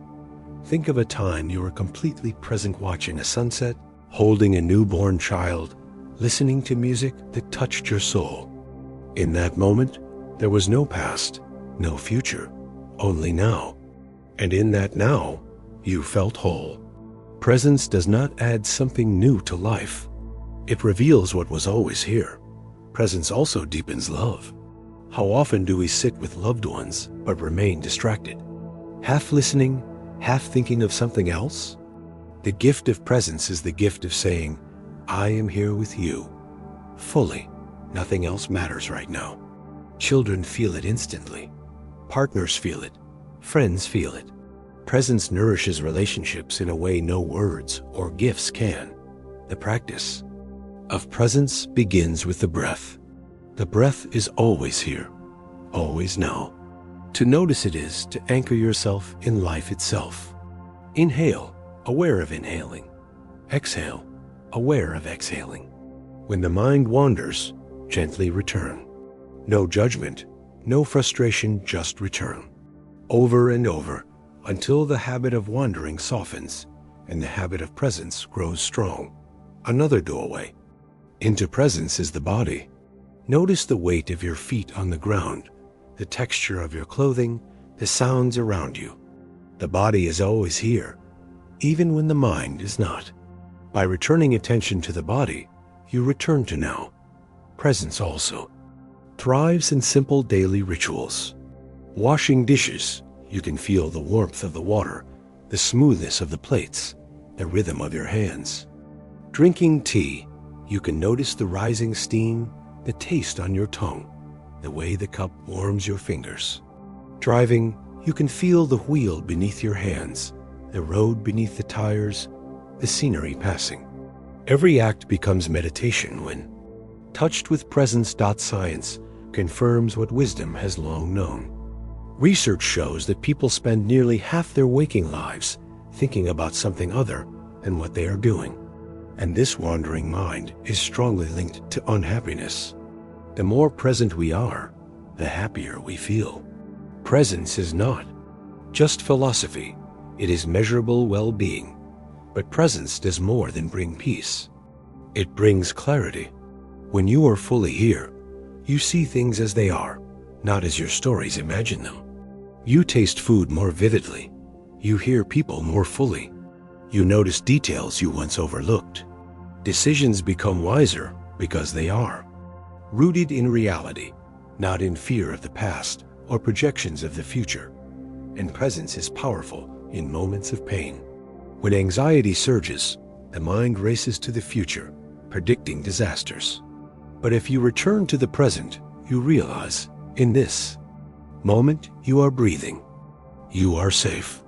The disasters are not here. When grief overwhelms, the mind clings to the past, to what is gone. But if you return to the present, you realize, in this moment, love still exists. Support still surrounds you. Life still flows. Presence does not erase pain, but it prevents the second arrow. It holds you steady in what is real, rather than drowning in what is imagined. And yet, even as presence heals, the ego resists. It whispers, "This moment is too ordinary." The real life is elsewhere, in the next achievement, the next relationship, the next milestone. But this is the great lie. The miracle is not elsewhere. The miracle is now.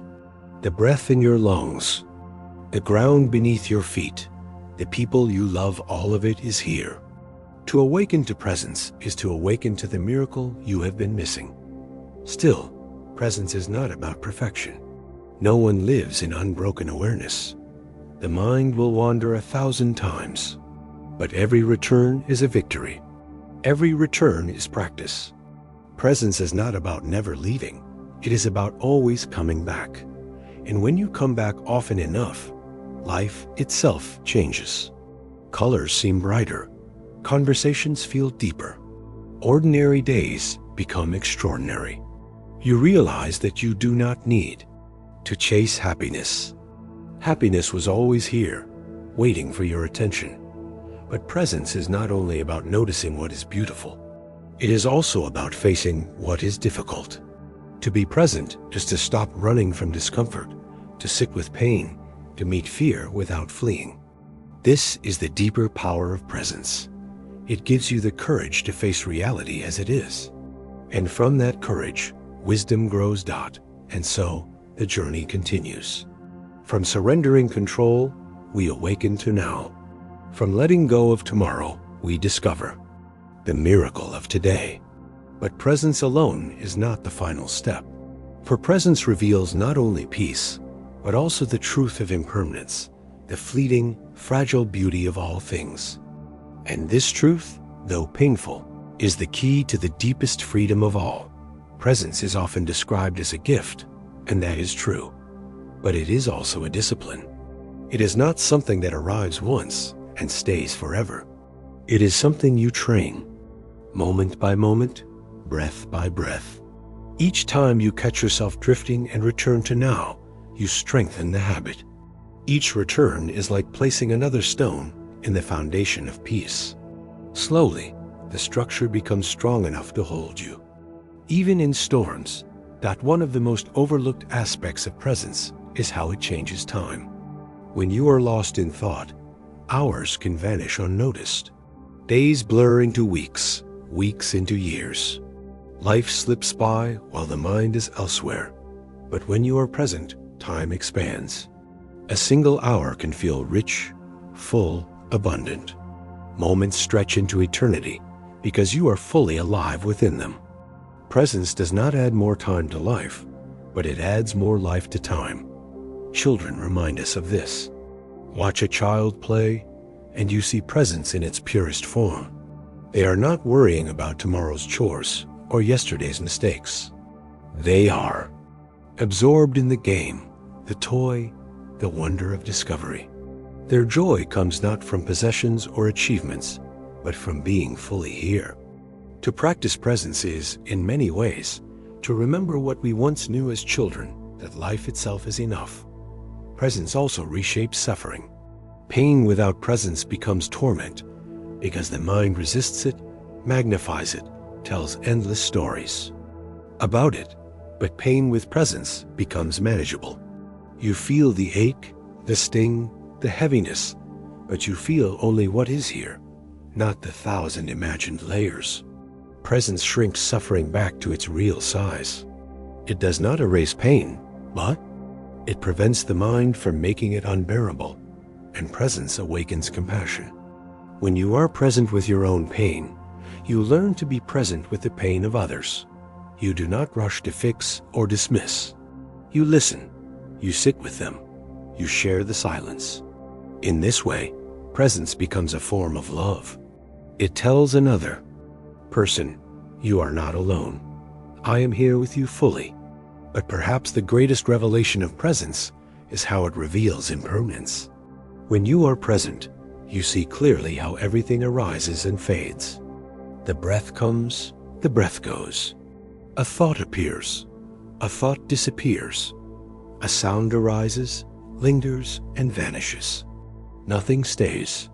Everything flows. Presence makes this truth undeniable. And though it may first feel unsettling, it is also liberating.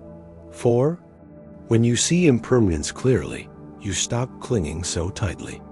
You stop demanding that joy last forever, and so you enjoy it more while it is here. You stop resisting pain because you know it will pass. You stop trying to hold on to people because you realize love is not in possession, but in appreciation. Impermanence, seen through presence, becomes the foundation of gratitude. The Japanese have a word for this awareness. Mano no aware, the bittersweet beauty of impermanence.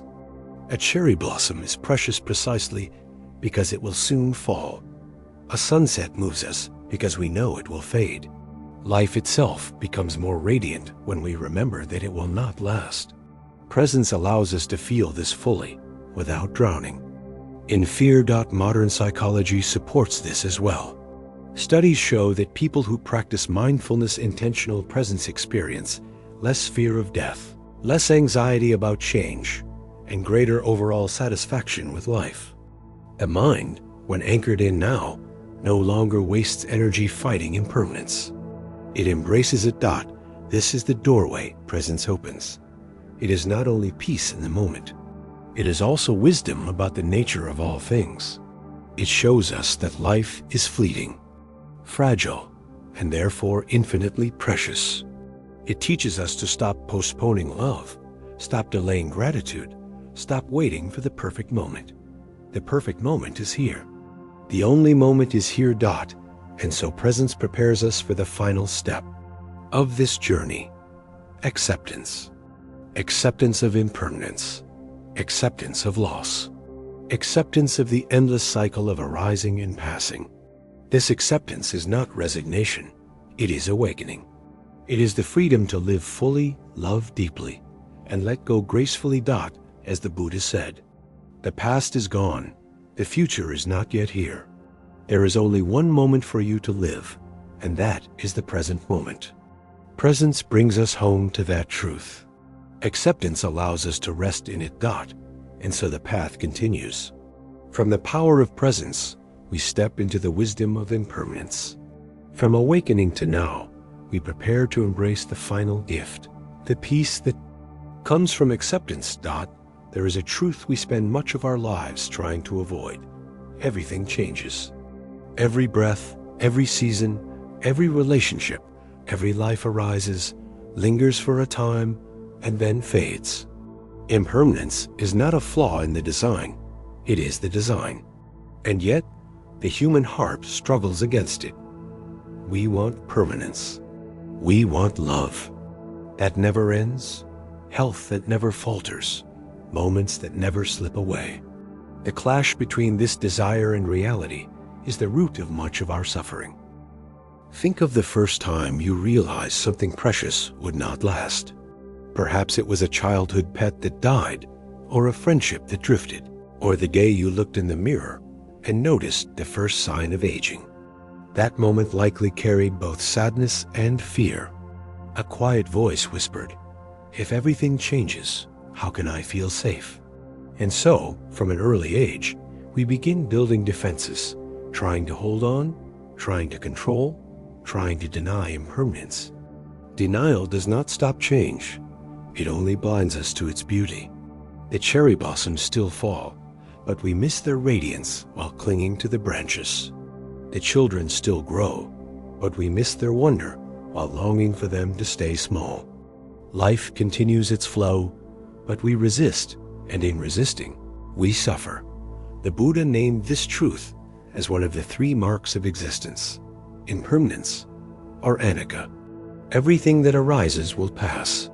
Every joy, every sorrow, every triumph, every loss.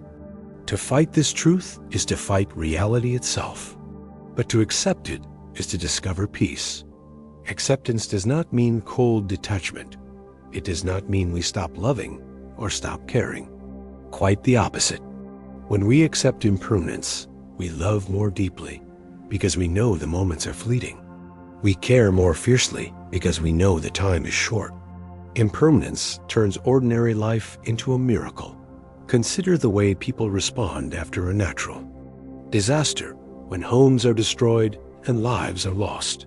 Suddenly, the small annoyances, the dishes in the sink, the traffic on the road, no longer matter. What matters is love, connection, the simple fact of being alive. Impermanence strips away illusions and reminds us of what is essential. The challenge is to remember this not only in crisis, but every day. One way to practice acceptance is through gratitude. Each morning when you wake, you can pause and whisper, "This day will never come again. May I live it fully." Each evening, before sleep, you can reflect, "This day is complete. May I let it go." Gratitude transforms impermanence from a threat into a gift. It reminds you that every moment, precisely because it will pass, is precious. Another practice is to notice endings gently. When you finish a meal, pause for a breath before rushing to the next task.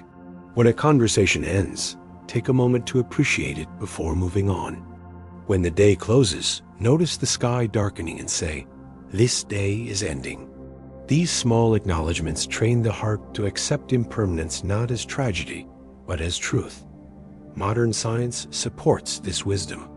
Psychologists studying savoring have found that people who consciously notice the fleeting nature of experiences like sunsets, songs, or time with loved ones report greater happiness and less regret.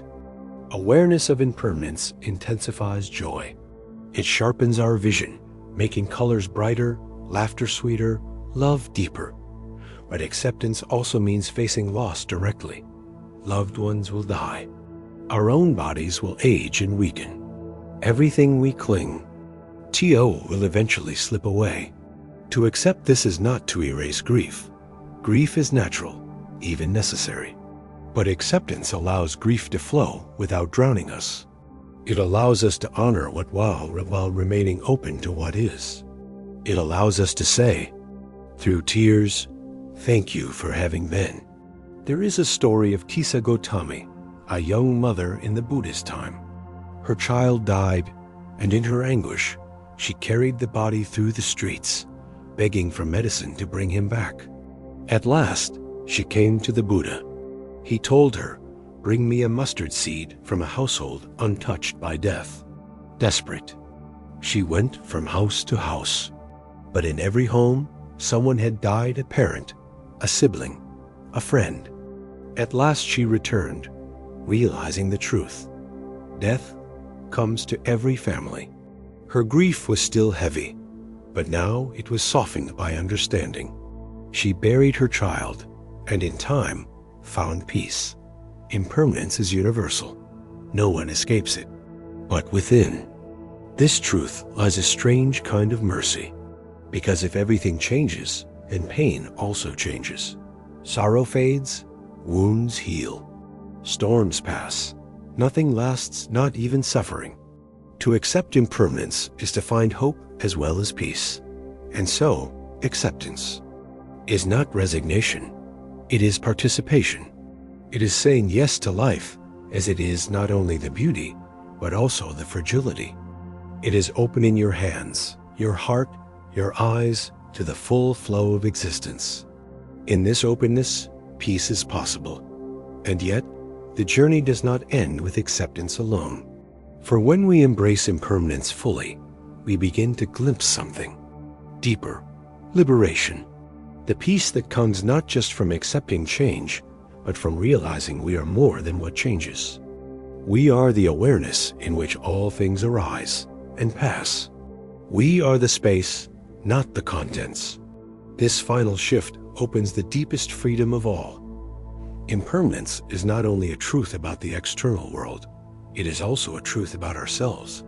Thoughts arise and vanish. Emotions swell and fade. Identities shift, roles change, even the body transforms from birth to youth to age. Who we were yesterday is not who we are today. To cling to a fixed idea of self is to resist this natural flow. To accept impermanence is to accept that we, too, are rivers, never the same from one moment to the next. At first, this realization can feel frightening. If everything changes, including me, then what is stable? What can I rely on? But as the Buddha taught, what we can rely on is awareness itself, the clear, open space in which change unfolds. Clouds shift, storms pass, seasons turn, but the sky remains.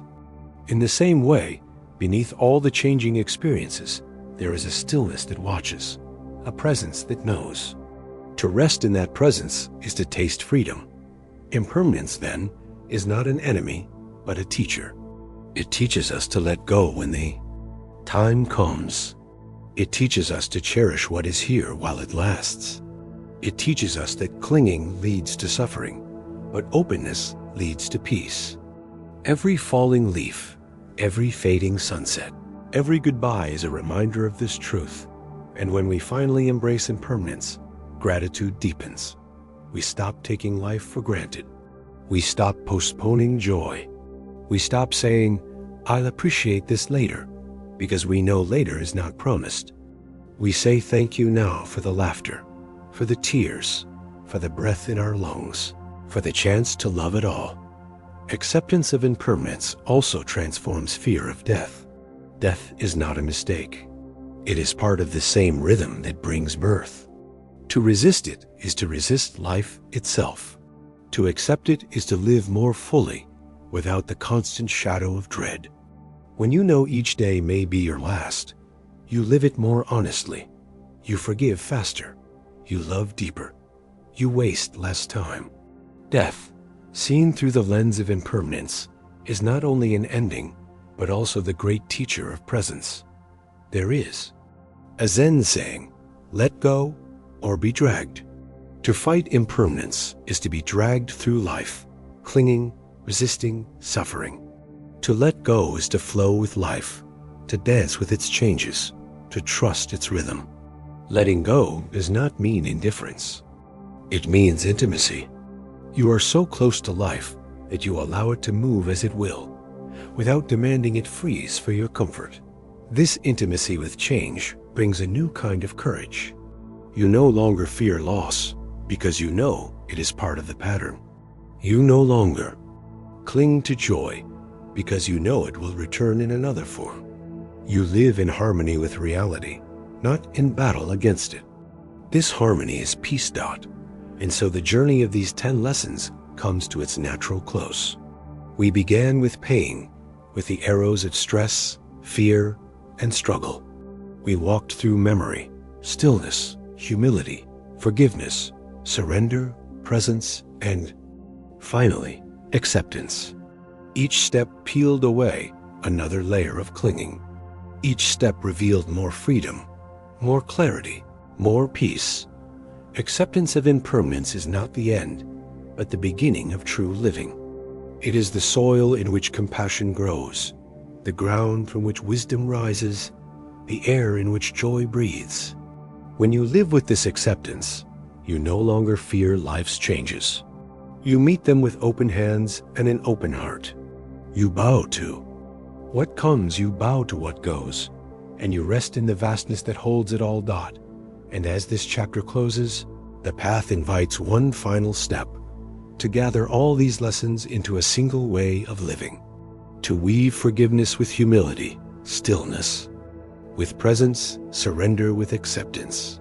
To live not as someone clinging to survive, but as someone awake to the miracle of simply being alive.